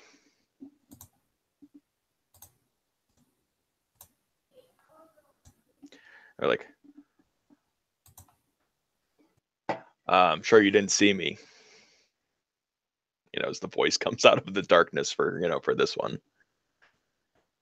He turns, He slurs a little bit. You clumsy little dog. Careful next time. And he shoves you with a big clawed hand. But it's not a hard, it's like a shove slap. You hear a little bit of chuckles from a few other beings that were walking out with him, including a Rhodian. Rhodians are just ill-tempered. Again, I'm going to let it go because it's not the mission. Nice. But I think I'll more actively disappear. Nice. They don't take light well typically, they're kind of always lost in shadow, just based on how their skin reacts or how their fur reacts. Okay. Why don't you give me, I'm going to lump that under soldiering because of the stats we have, attributes we have, that seems the best. I'm going to set that at an 11.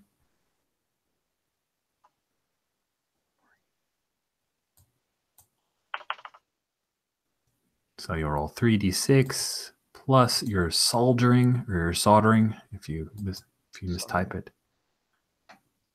Oh, Lucas says to call, but that's not to call. So it's a 13. Nice.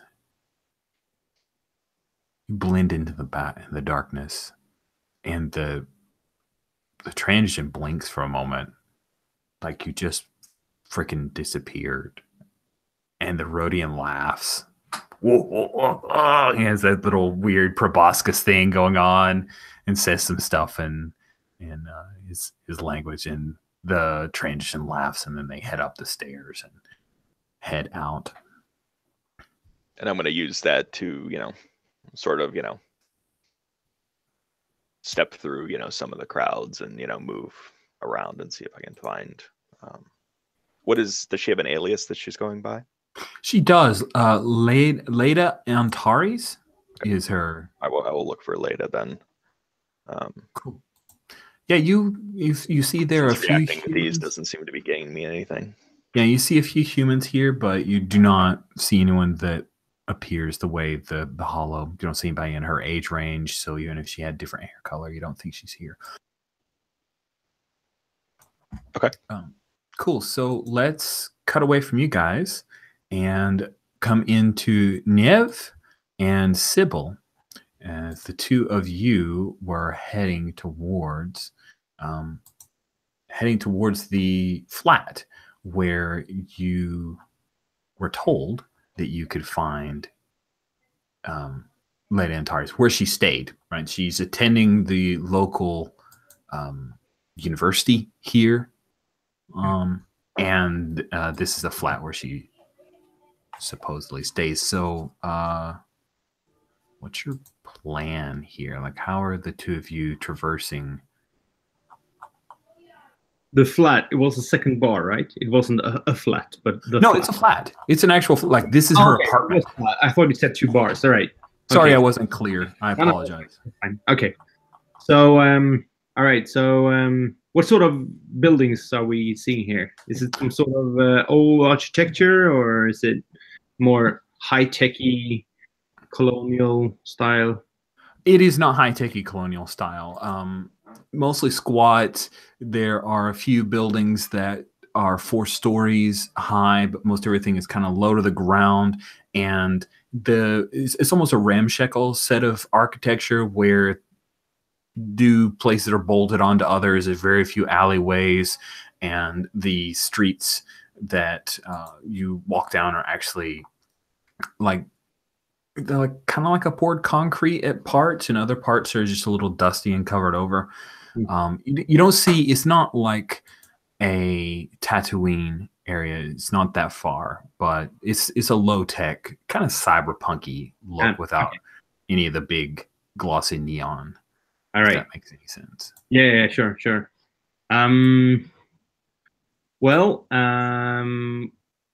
what do we say, Sybil? Are we taking our cloaks around us and moving through the streets, trying to find this place? We have a location, I guess, a position on a small map or something like that? Yeah. Yeah.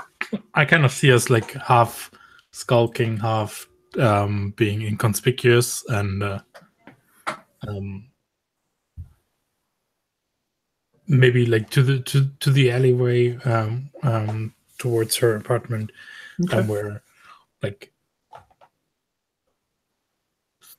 peeking around the corner. I think like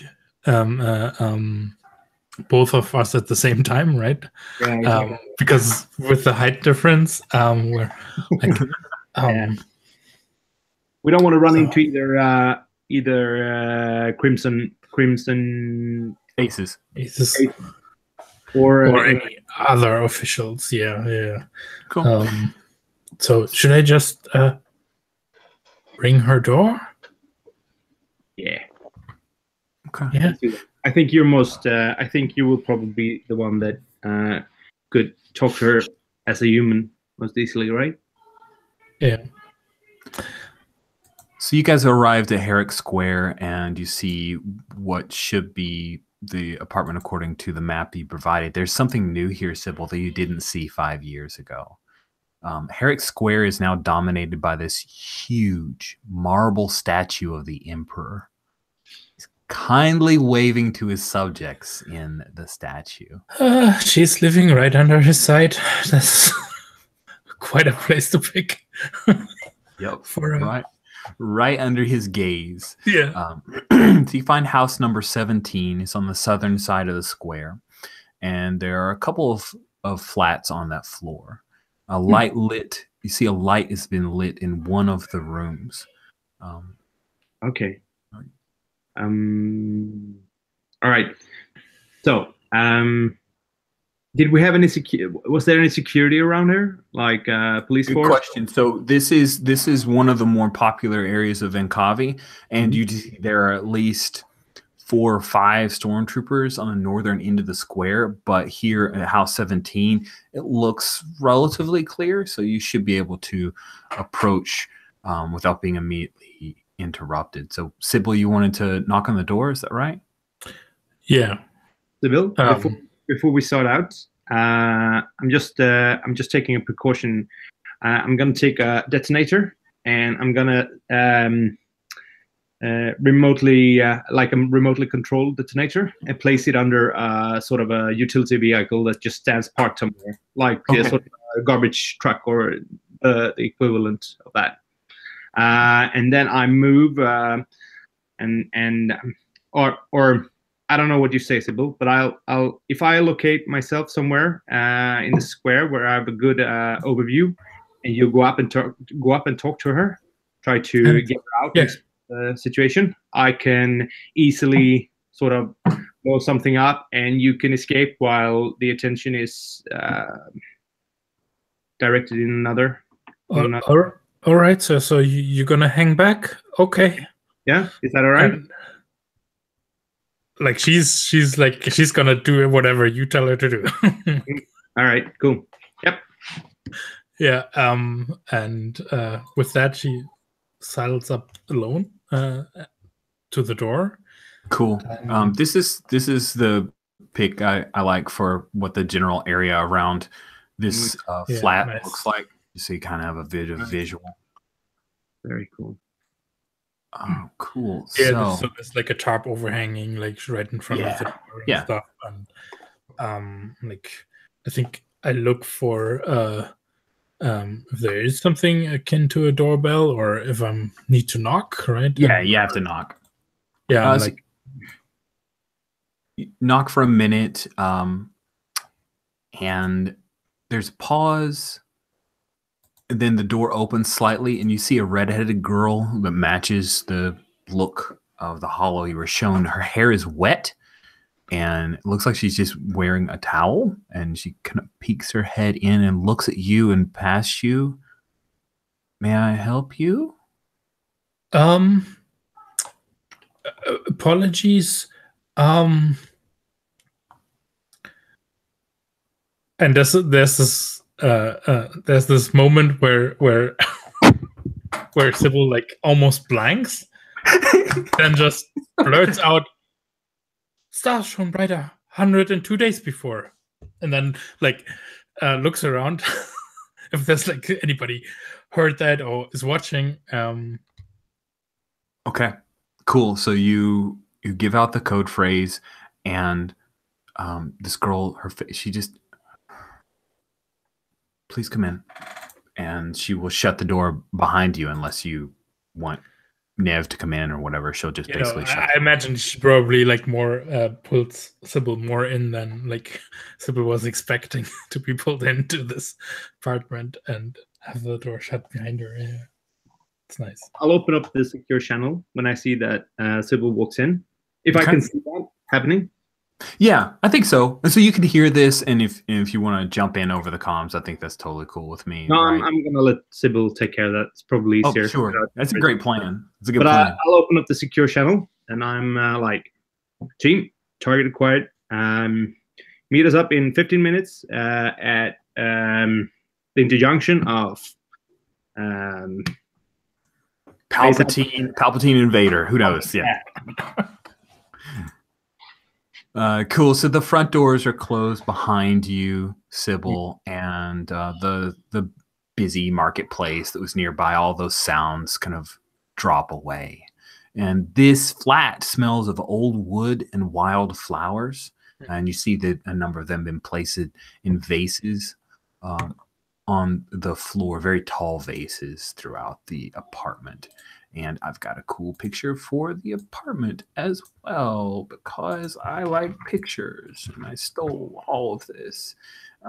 So you can see that it's nice. It's almost like she's gotten a lot of the stuff out of tag sales. And like, you've got a big wide table and couches and this gigantic data screen. She's got a protocol droid off by the end, and a bunch of areas where she looks like she does her studies. This is a nice place. It didn't look like it from the outside. Maybe they knocked down a wall and combined a couple of flats to let her live in what is basically luxury for a college student. Yeah. And she... this is nice. Yeah. She walks over to the sofa and throws her blaster on it, because she had behind the door, she had a blaster. So she tosses her blaster onto the sofa and says, "What's my mom want from me now?" And she picks up she drops the towel, but it's Star Wars, so we just see like silhouette, right? But she drops the towel and starts drying her hair, and she's basically completely nude. What do you do, Sybil? Yeah, I'm drying my moist palms on my tunic, right? Going like that and saying, well, you need to get ready and come with us. We're sent to rescue you. Really? I've got finals in a week. I'm almost out of here. Is there any way? And she walks over and grabs a second towel. She starts putting on clothes, even though she's saying, like, is there any way we can not do this? Is there any way we can not do this now? What's your name?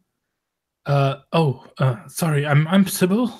And no, I think the time is of the essence. My captain is waiting outside, so if you Okay. could get ready. I assume you have transport for me off planet? Yes. You're gonna be riding literal shotgun on a Y-wing. Y-wing. Right. Okay, fine. What's your accent? Are you Alderani? Yeah. Oh, stars! I love Alderaan. And she's like putting on some earrings and stuff. She's getting really briskly, but she doesn't seem like she's in a super big hurry. So we come back to the binary bar. So you've heard from the bartender that Leda Antares works at the binary bar. She's expected in an hour or so.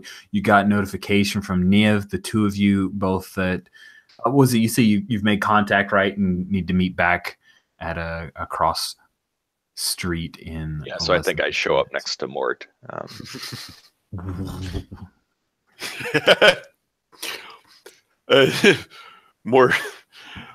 Mort's mildly taken aback, so it's just kind of the back, and then nod, settle up, and then they head out the bar.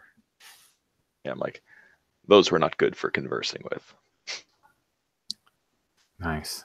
So as the two of you are headed to the crossroads to prepare and to kind of keep an eye out, you hear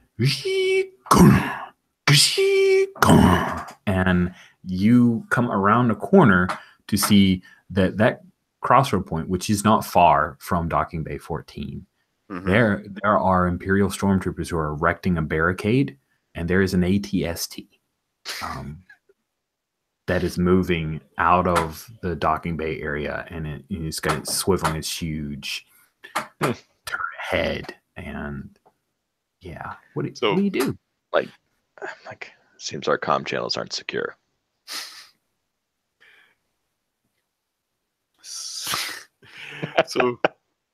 So if we make the assumption that our comm things aren't secure, that means we have to go tell them personally. So just to be clear, there's also another cross street that's like a block off. They are erecting barriers there as well. So it wasn't just this cross street. Okay, so it's not, to be clear. It's not the comms per se. They just know that she's there.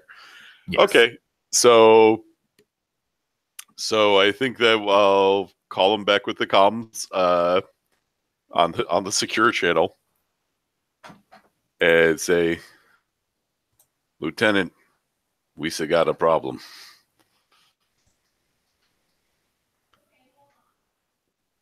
Come in. Yeah. Yep. Hello? What? They said erecting barriers. No. They said no, you're here. Already? Okay. We said could cause a distraction. I prepared one here. Yeah, better arrange for a second one as well. Yes, please. You go now. Hurry. So, if you, by means of distraction, if you mean, if you want to get back to Docking Bay 14, that is a possibility for you. You guys see the barriers being erected, but somebody like Gervesh, I mean, he's freaking. Yeah, I mean, we can get back to Dock 14. Yeah. Yeah. But the question is, we need her to get back to Dock 14. Correct. Yeah, I was more thinking along the lines of rocket powering the cabbage cart just right into the side of the barrier.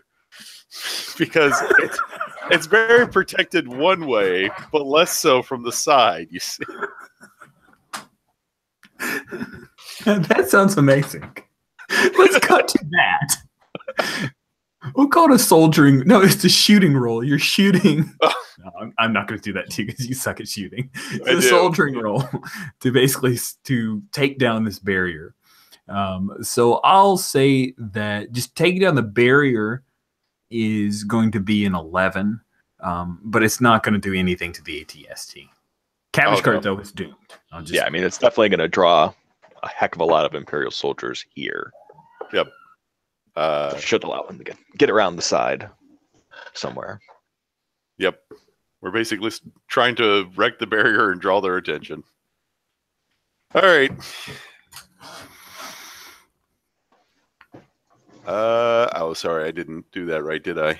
I hit submit and not re-roll selected. I know, right? You got another 15? Yeah. I did, in fact, get a 12, though. Nice. That is successful. So what does it look like when you rocket power the cabbage cart? I picture the cabbage cart as basically being on kind of a floating land speeder kind of thing, rather than on wheels. I love it. I think basically I come back and say to the guy, Yusuf was rude to my friend. No one is rude to the Crimson Aces. And then I just shove him on the side and I jam my Cesta into it and pull down. And the thing goes, and then goes spiraling off. Yes. down and just into the barrier. Awesome. Like, Explode. As soon as it's off, we're like, so you guys beat feet, and then like there's cabbages thrown everywhere. There's like a stormtrooper's got cabbages on his little domed head, and then we hear my cabbages. So we got that moment. Thank you. I give you 1 XP, you Jason Cox. All right, so we cut to Niev and Sybil. You guys heard this all on the comm chatter on your secure channel. Right, so you know hey, there's a roadblock. Sybil, you hear this. Is this a thing, Sybil, where you broadcast it so to kind of light a fire under Mothma's daughter there, or? Yeah. I'm like Miss Jewel. We need to get going and like grab her bag and sling them to carry her bag and with her stuff and sling it onto my back. To come as well. Hurry up! Hurry up! Yeah, and like I constantly like my hand goes to my ear. I'm like, we've got incoming. We need to get going. And good. She says, "Do you have anyone outside? I have an escape route." It's you do? Well, yeah. Let's take that. And I'm like, Captain F, we've got an alternate route. We don't need to head out in front. Okay, I'll be up. I'll be up. Yeah, I'll try to move over the square. Yeah, as you start moving towards it, Niev, just because we've got the budget, there are a few stormtroopers that are like coming around the corner, and they're headed right for this apartment, but they're going right past that ground transport. What do you do? Oh, I'm gonna blow it up. Sweet. Yeah. Give me a soldiering roll. It's a difficulty of 8. Something could go wrong.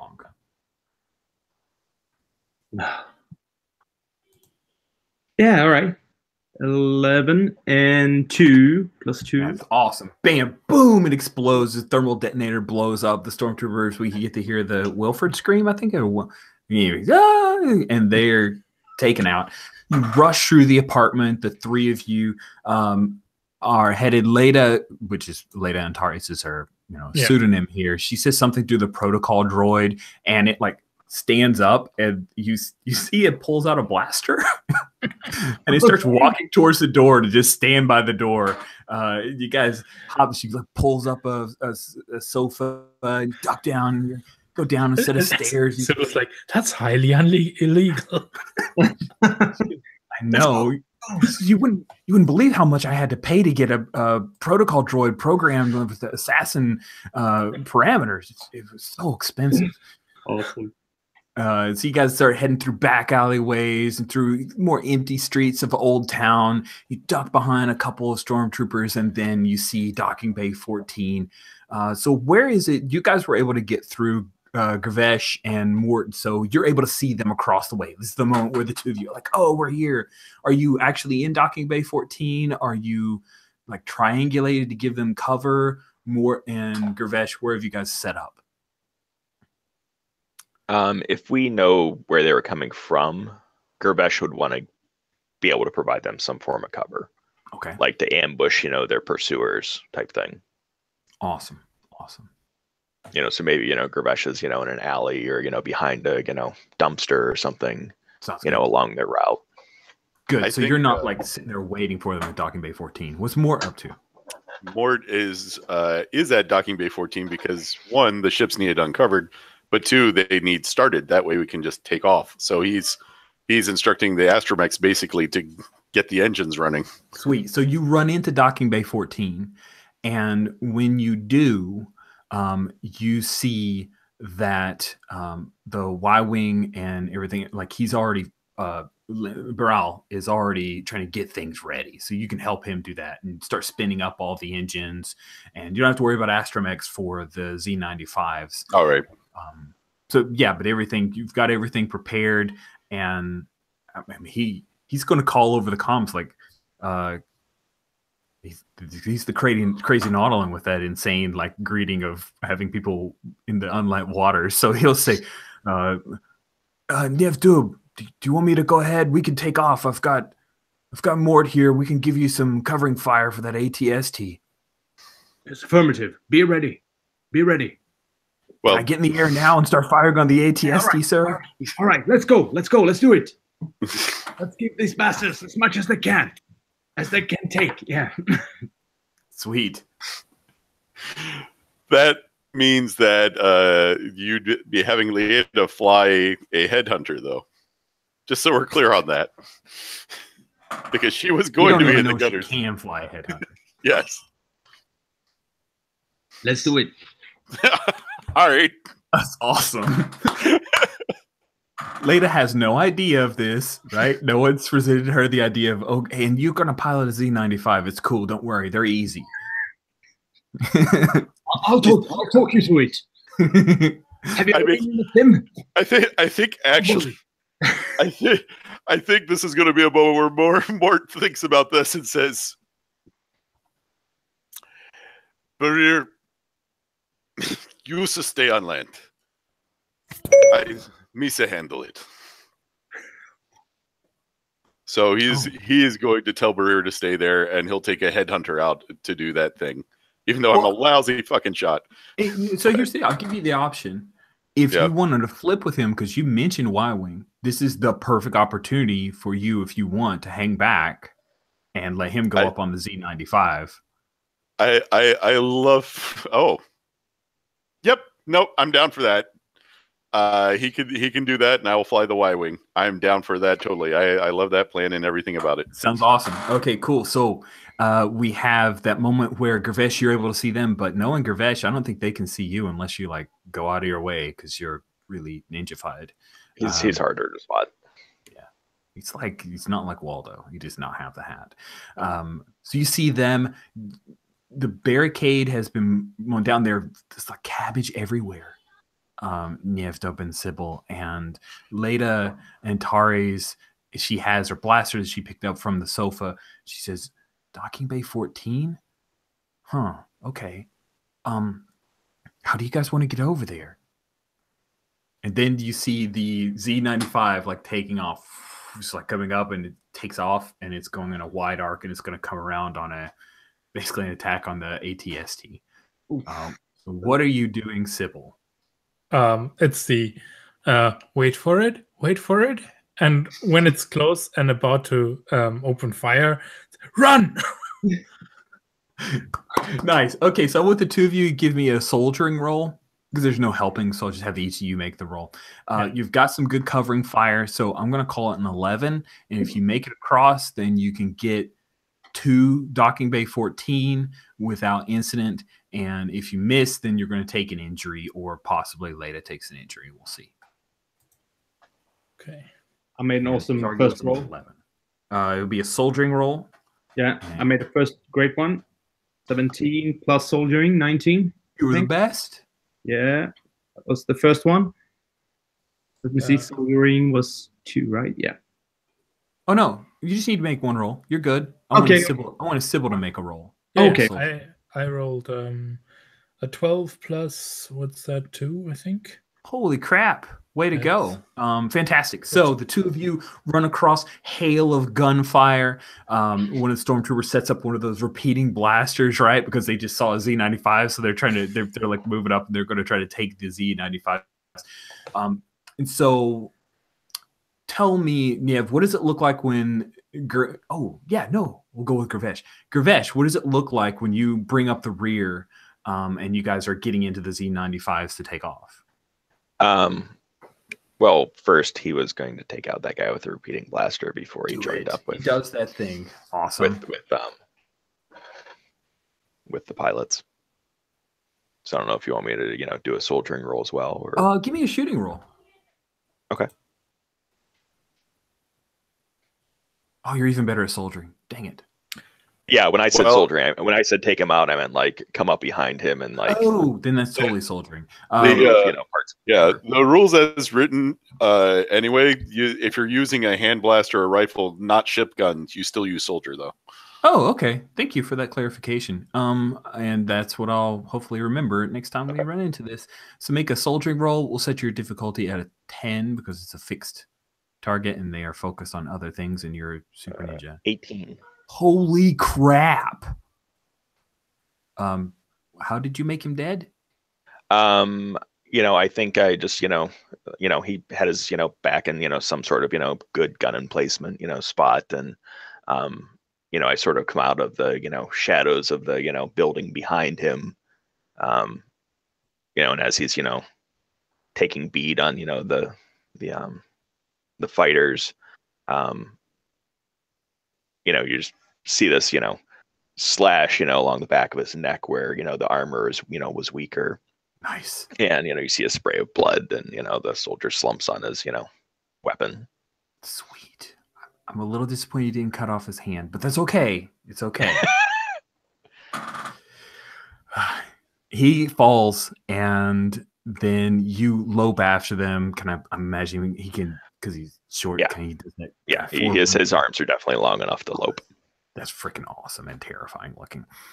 You guys all come into the hangar bay. You're jumping into Z95s. You're getting cover from the Z95 that's kind of circling around. You've got, I imagine that you're going to be piloting the Y-Wing. Correct, Mort? All right. That is the plan. So you guys take off. You're getting up, and as you're like rising up from the hangar, all 4 of your ships, you hear the ATST as it fires a few times again. You hear choo-choo, choo-choo, choo-choo, choo-choo. Hope you can remember the sound effect, because there's a terrible impression of it. It's just the cadence. That's all I've got. And the Z95 is able to take out one of its legs, and it does that. I can't, and I stand up, bam, and it slams into a building, and we have a cool special effect explosion as the Z95s and the Y-Wing take off into space. And whew, all right, we're going to do this, and if we have to cliffhanger, then we have to cliffhanger, because I don't care. We are playing the Rebel Few because we want to do space battles. So you guys come in out of orbit of the Venkavi and of Venari, because you're on the Venkavi, capital C. I don't know why I get those two mixed up. And when you do, you see that Imperial Light Freighter which was in orbit, has come around to your position, and they have already released 5 TIE fighters that are roaring towards you guys. Let me give you the link to Roll20 if I can find it. I know it's here somewhere. Haha, there it is.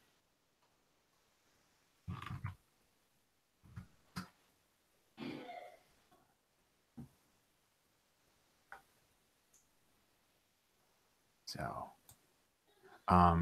if you take a look at our map, this is what we have. So we have the light cruiser here. We have, this is the Tarask squad, Tarask leader, and then 2 through 5 TIE fighters. This is a TIE Interceptor. A TIE Interceptor is a faster ship, and they are really good at tailing. We have you guys in the Y and X95s, which look suspiciously like X-Wings, but trust me, they're actually Z95s. So if you happen to see an astromech in the back of the picture when you blow it up, that's just it's like a potato or something. Don't worry about it. So there you go. So you guys come out, you leave atmosphere, you feel that moment of weightlessness. Mort, you've got Miss Antares in the back. She's Mothma. So she says, "Oh stars, this is are we going to die?" Make sure I'm not muted. All right. Mort says, "No, sir, not today." Nice. Cool. So we are going to, and let me link you guys in case you want a little bit of background music.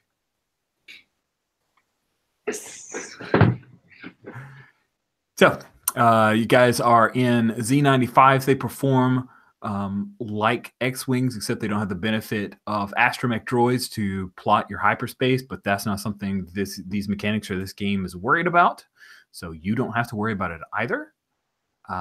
And you have the TIE fighters, which their intention is to this one right here, the Tarask leader. He's going to try to get up alongside the Y-wing, tail it, and knock it out of the sky, out of the space, basically blow you away, because he's suspecting that Miss Mothma is not a pilot of any great shakes. You guys basically need to get clear. So there is one rule we've never explored, which is escaping. You're trying to escape. You need to get out. You can, if you clear the TIE fighters away, you can jump to hyperspace because this light freighter doesn't have a gravity well or a tractor beam. But it does have turbo lasers as well as concussion missiles. So you do not want to get in its range if you can help it. Niev, you are still the CO for this mission. But of course, as individual pilots, this is abstracted, so it can be pretty chaotic. What is it that you want your squad to do? Yeah. All right. All right, team. We're here to do one thing, and that is to let the jewel escape. Today, we're gonna make that happen. All right. Make sure. Okay, okay. Make sure that that jewel get a clear path. Secure any hostiles. Secure any. Secure the route, the escape route, and make sure no hostiles are tailing her. Let's go. Nice. Okay, so does anyone want to wingman for Mort? Yes. Okay. Sybil, let's fall back to. I've got your rear. Cool. So that I'm clear here, wingman normally would improve my chances to shoot someone, not to escape, right? Oh, I've got a cheat sheet. Oh, shoot. I hit a button that screwed me up. Sorry. That's fine. So if I read the move right, wingman would make it easier for me to shoot someone, but make me easier to shoot. Which would be the opposite of what we actually want here. The wingman. Okay. So what a wingman does is it gives you defense. So if you have a wingman, it doesn't make it easier. It makes it harder for you to be shot. Oh, okay. So if someone is trailing you, then instead of a +5, they only get a +2. Because the wingman is interfering. Right. All right. So the wingman gives your buddy a defense of 3, and then you gain +3 shooting on a tail. So it's a little bit of both. I found wingman is really beneficial. Okay. Works for me then. Hooray, Okay. wingman. Wing Sybil. What is Gravesh's intentions? What's he want to do this round? He's going to go after a TIE pilot. Awesome. And is Gravesh hoping to tail a TIE fighter pilot? He'll try that at first, and if it fails, he'll get impatient. Is his intention to go after the leader or one of the regular TIEs? I think one of the regular TIEs. I think that's a good call. All right, so your intent then is try to tail. Go ahead and roll your piloting.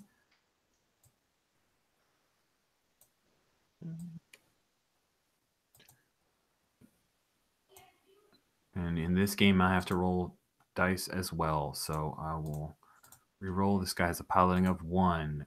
You're just trying to roll against him. Yep. Oh, let me point out. We now have a shooting and piloting micro down here. Okay? Hopefully it'll save you guys some time. You click on that macro, and my piloting for my guy is a 1, so I submit piloting, and bam, I roll a 10, and you roll a 12. So there we go. You are currently tailing. Excellent. And I've got a tailing thing to indicate. Oh, wrong one. Ooh, there we go. Ooh. Okay, cool. So you are tailing a TIE fighter. Sybil, you are a wingman. What is Mort doing? So question about the escape maneuver. Yes. Actually, this also comes into the pursue maneuver.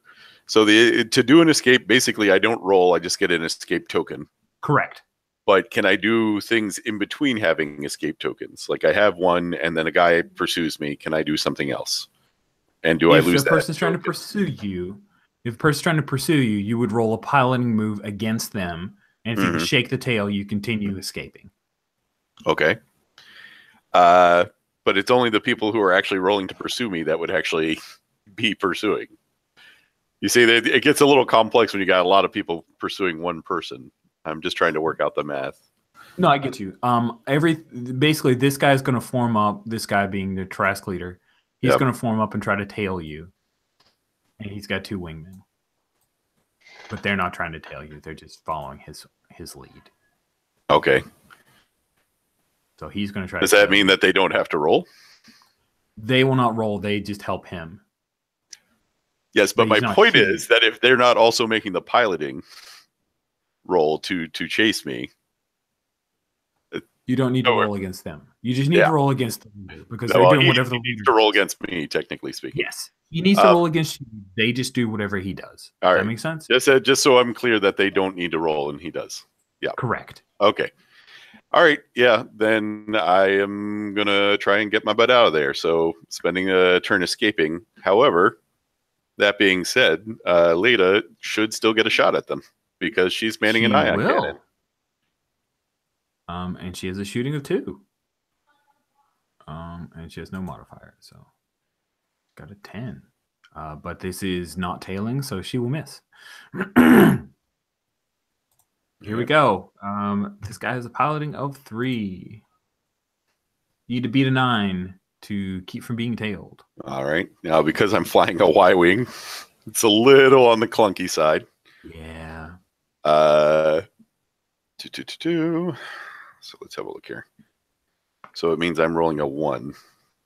Okay.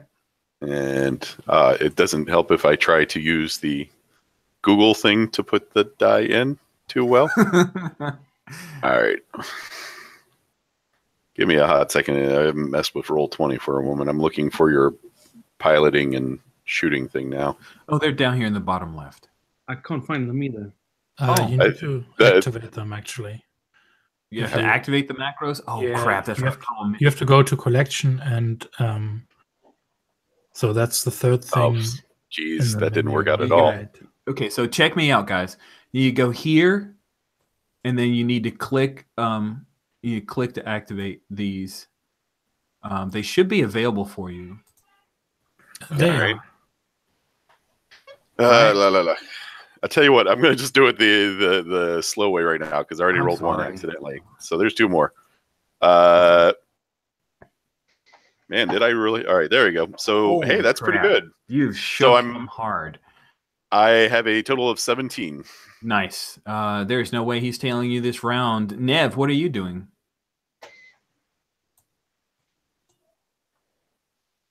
Oh, you're muted, Christian.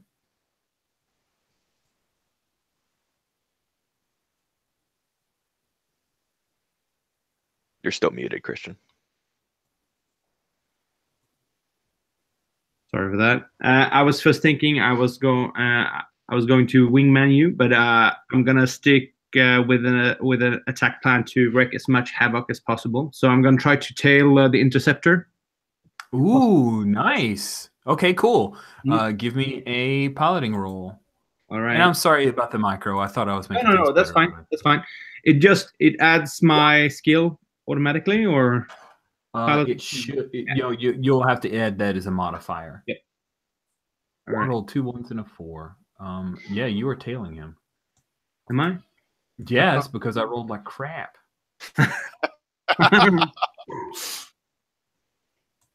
Oh, good. All right. So you're tailing him. Next round, you can take some shots. Okay. Cool. So at the end of the round, Mort, are you taking an escape token? I am. All right. Let's move that to you. So when you do the escape move, Then if you're successful, you get a token at the end of the round, or how does that work? Yes, you can attempt to escape the occupied territory, and you need to come with a. Oh, sorry, I was using the wrong escape token for each turn spent escaping. It's awarded automatically, but you can't perform any other action. But getting out of a tail is part of escaping. It only makes sense to me. Once you get 3 tokens, you gain a sufficient lead. Enemies can no longer threaten you. You leave the battle. Okay, good. So that's the goal for us, I guess, then. Yeah, your 2 easiest choices are destroy the TIE fighters or escape, and escape's probably easier than the protracted battle with these 5. So you got 1 escape token for more. That ends the round. Now these guys are going to go. This guy is, I keep saying this guy because I need to blow this up just a little bit. Tarask 2 is going to be attacking you, Gervesh. He is being tailed. So he's going to try to pull an inland, which means he's going to do a piloting roll with his 1. He's read about this and saw it on the hollows. He has to get a 16. If he does, he not only breaks your tail, but he can basically flip around and take a wild shot at you. He has rolled an 11. So he's still trying to shake the tail. The Tarask is going to fire. Tarask leader is going to fire on you, Mort.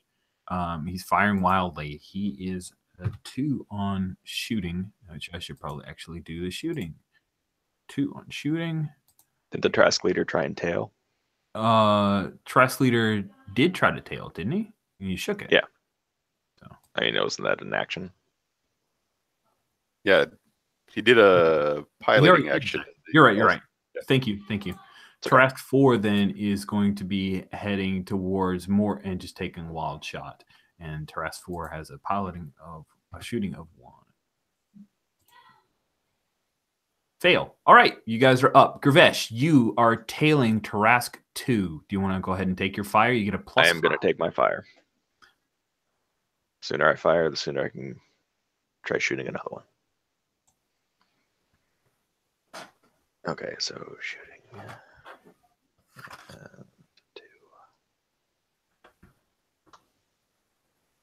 And then that's a 5 modifier for tailing. Mm-hmm.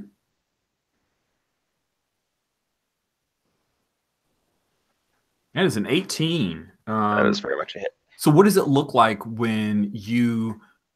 Is it one of those things where it's the reticle and you line it up and then you fire and destroy him and fly through, or is it, you wing him and he flies off? What's it look like when you? It is.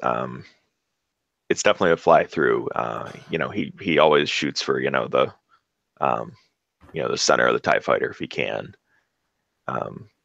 because if he shoots a wing, he's afraid that he'll have missed his chance and it will just float off into space and the pilot will get saved. So he always tries to go for the kill.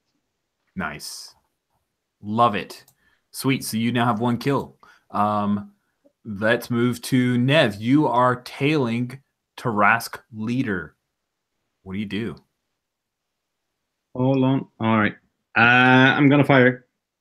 All right. Good luck. Yeah. So I'm swooping up behind him and target is closing the center of the targeting system, and I burn up some streaking red. That's right, because you're part of the bad guys. Exactly. All right, so I'm gonna roll piloting or shooting. You're firing, so shooting. Shooting, yeah. And I add what to this? You've got a +5. +5. Do I write +5 on top of my 2 here, or do we add that on top? If you're doing shooting, then you're going to enter your shooting stat, and then you're going to have a modifier right after it. That's where you put your +5. Okay. So your shooting stat is a 2. Yep. So let's see what's happened. I just pressed submit here. It turned to 0. Is that correct? Did something come up on your side there? I haven't seen anything. Well, I can see Gervesh's, but I can't. There it is. It popped. Oh, nice. So +5 to that. 22. Nice. Holy crap. That is a damn good roll. Okay, cool. So, what does it look like? You said you were dialing in the Tarask leader. What's it look like when you take him out? Yeah, all right. So the cannons are trimmed and boosted a bit at the cost of heat, but I just managed to get off like some nasty shots, like soaring through space, and then just takes out one of the wings on the interceptor, and it just takes off and spins out in the dark. It doesn't explode, but just disappears in the dark. That's nasty. Sweet. And these two Tarask, they like fly off a little bit because you fly through the TIE interceptor. So that is amazing. And you're just getting your second escape token. And we'll go ahead and see if Miss Mothma is able to do anything. No, she is not. She is just as effective as you would. She's more effective than I would have been because I have a terrible shot. So, as has been mentioned. Sweet. Okay. Now these guys are go. Tarask 5 is going to try to tail you, Gravesh. Let's do a piloting versus piloting roll. Ooh. Hi. He's got to beat you. So he is really close on your tail, and he's trying to dial in that reticle. You can see we get that view over his shoulder as he's trying to get you lined up, but he can't quite. But he hasn't gotten you yet. Tarask 4 is just going to fire at you, Mort, and as is Tarask 3. So let's go for Tarask 4's first shot. Miss, and then Tarask 3. Miss, and then the turbo lasers. They have finally, here on this round, gotten in. They're pretty good at shooting. And they still miss. Awesome. My Imperials are exactly as I expected. It's the top of the round. Mort, you are still escaping? If so, at the end of this round, you will be out and able to hit hyperspace and GTFO. Is that what you want? Yeah, I guess so, but I have a question. Does my wingman come with me? Yes. Okay. Cool. Do you want to roll shooting for Miss Mothma since you don't get to roll? Sure. Awesome. I mean, I guess my wingman comes with me unless my wingman chooses not to come with me. Yeah, Sybil, are you going? Yeah, of course. Like we have to stay with the prize, right? Nice. So she has a value of 2, right? Yeah. All right.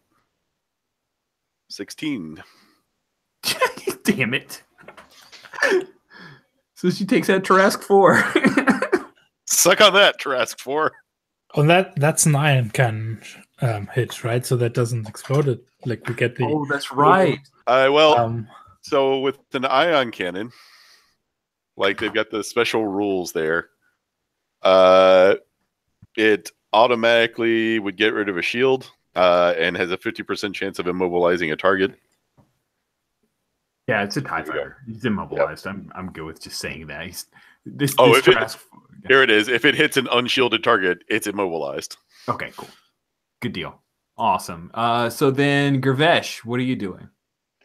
I'm going to try and tail this TIE fighter in front of me.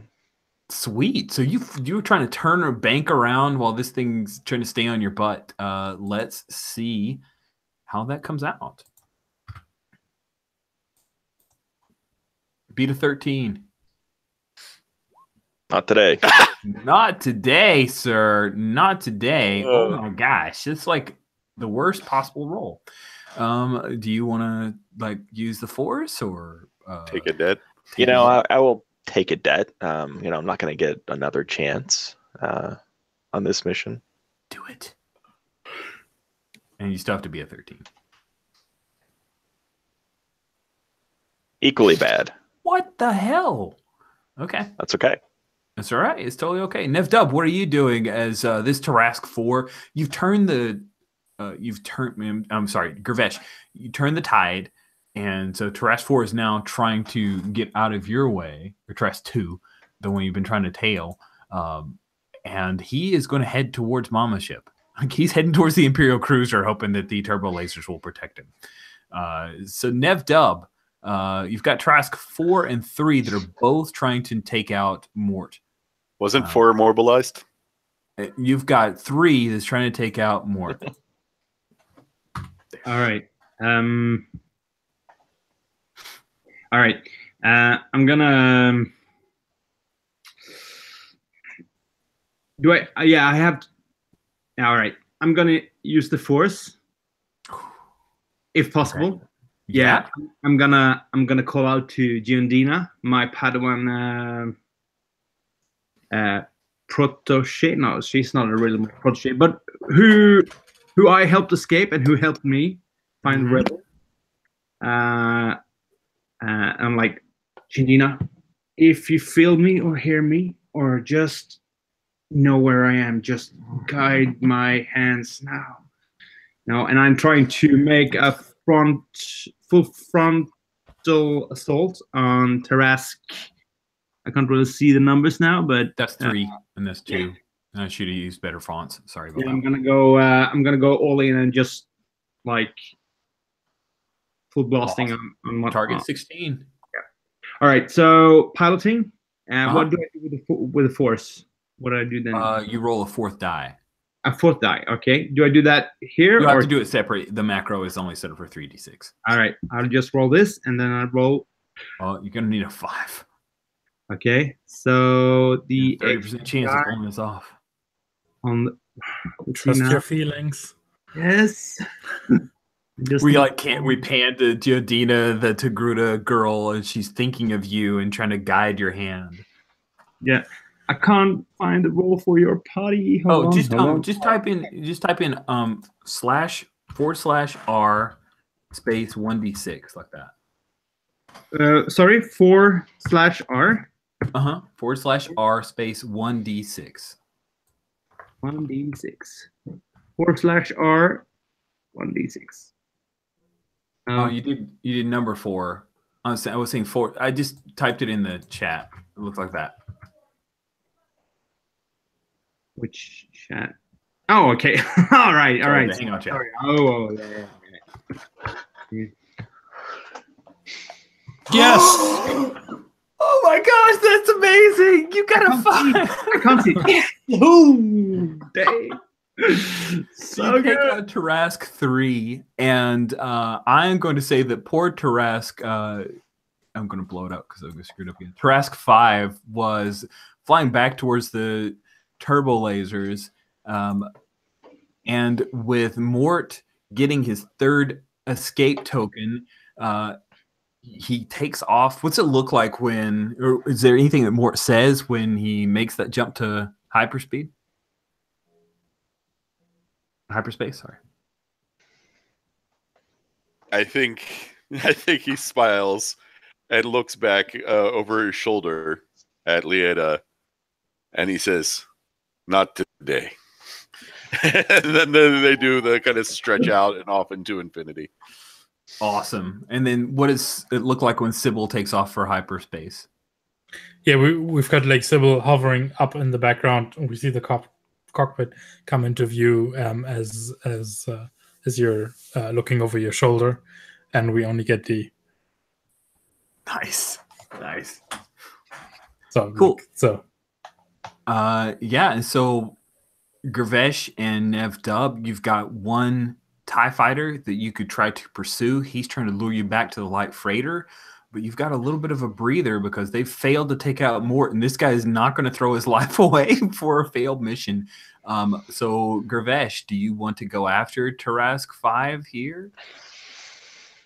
Would that put me in range of the turbo lasers? Sure. Then no. Okay. So what about you, Nev Dub? Are you going to let Tarask 5 escape? Abort attack. Gervesh, let's go home. No one needs to die today. No one else, anyway. No one else, exactly. No. These poor Imperials are like, what about me? And then boom, the other two Z95s. Sorry, the other two Z95s take off for hyperspace at the pre-programmed coordinates. That's the suck thing about the Z95. It's like you got a lot of flexibility with an X-wing, not so much for the Z95. Boom, boom. And then that is it. Like we just have the Imperial Light Freighter in space, and that one Tarask 5 is coming back into dock. And that will be the end of today's session, as you have successfully rescued Mon Mothma's daughter, a tactical asset. And that's wonderful. You guys all survived too. I really thought like it was going to be tougher, but you guys are awesome. It was so good. Oh, Good rolls today. Yeah. Good deal. All right, so let's take a quick like 2-minute bio break, and then for anyone that can stick around, I'd love to do Roses and Thorns. If you need to take off, that's totally cool. And I'll be back in about 2 minutes. Okay, back in 2.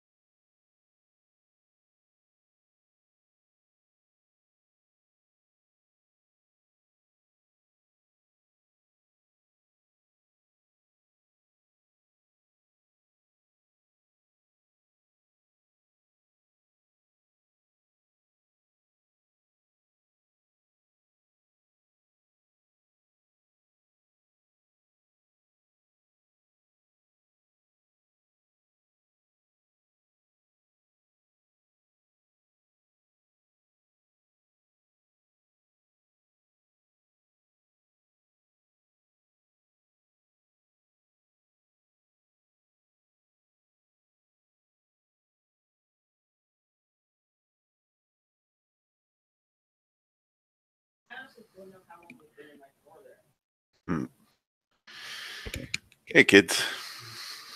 Hello.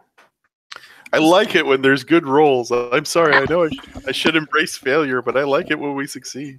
It is nice. It's nice. It's okay. It's all right. Good. So, Roses and Thorns.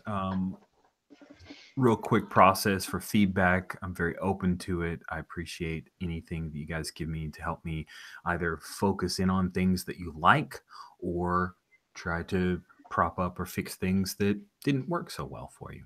Got 2 brand new players to the few, so I'm very interested in your feedback on how we've presented the system, how we're playing it. And we will start with Thorns so that we can end on Roses. Steve, I'll let you go first. What Thorns did you have? I guess the only thing that, is even just a small negative is the length of the briefings can sometimes seem long. And the reason I say it's just a small negative is because it adds so much color, to the universe, and to what we're doing. because the system is really, pretty bare bones. So that really does add a lot, but maybe it takes away our time from shooting down things or whatnot. Yeah, I hear you. Like I really pondered on that. Like, how can I trim back some of the briefing? Could I make it more interactive? That's why I tried to stick in the middle. Mhm. Like, what is it that you get from your quarters? But No, yeah. I enjoy them. It's just No, I get you. It's a challenge. It's a challenge. Yeah.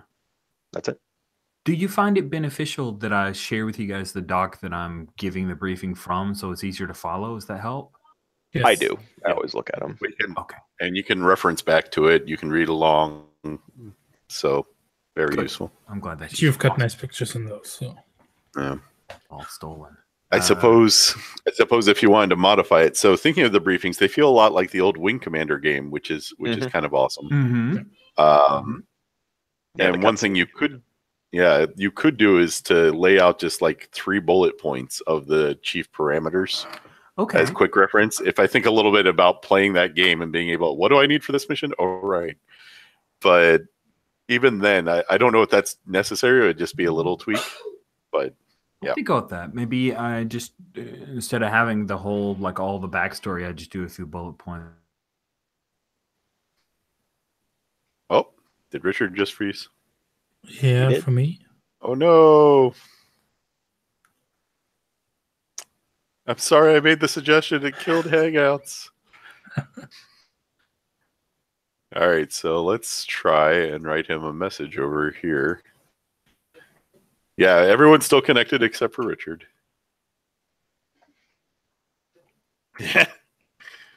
For everyone. I'm sending him a little personal message.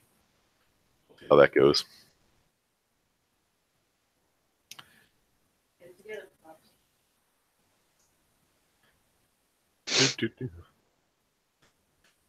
So hey, it was nice to play with everyone. Yeah. I don't think we should do Roses and Thorns without him, but I also don't want to sit around awkwardly staring at his frozen face like Han and Carbonite. So yeah. I mean,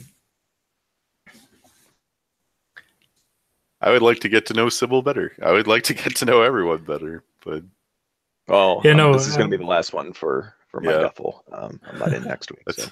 I was kind of expecting him to pursue that last TIE fighter. And I was tempted, but I'm like, he would,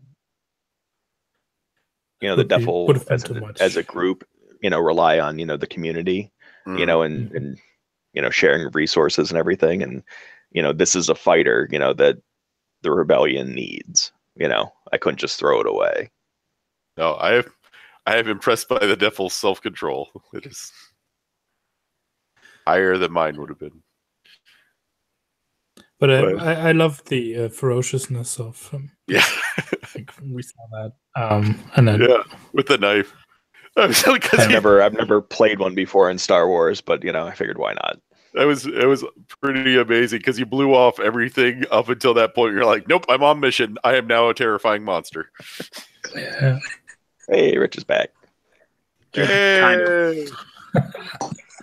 Sorry for the mobile. It looks like my home Wi-Fi has died, so I just jumped on 4G. So let's make this quick. Yeah. So I hear the last thing I heard, Jason, was you talking about the way to bullet point out, and I said, yeah, I can test that out. I'm still working on the next mission, so that's something I'll take into consideration.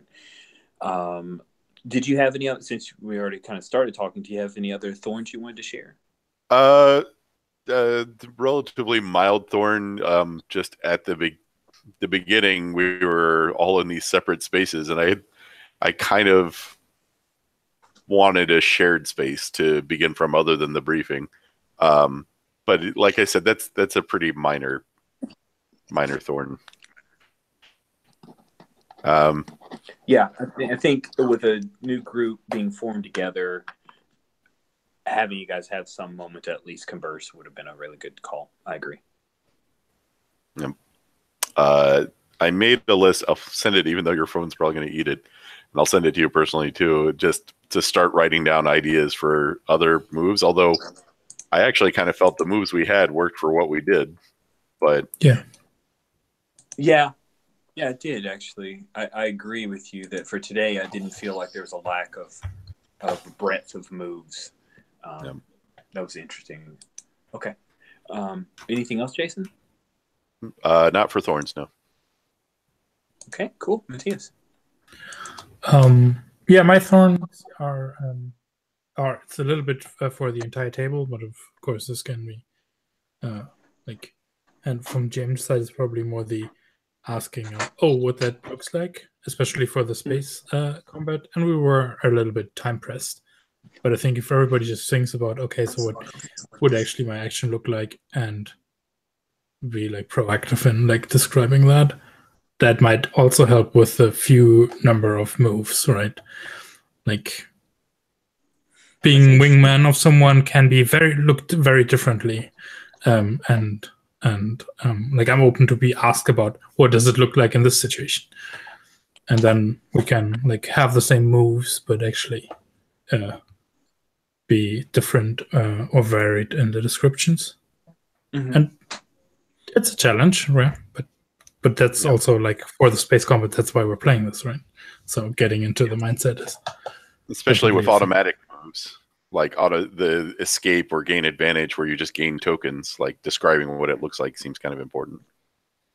Or wingman. Yeah. Good feedback, Matthias.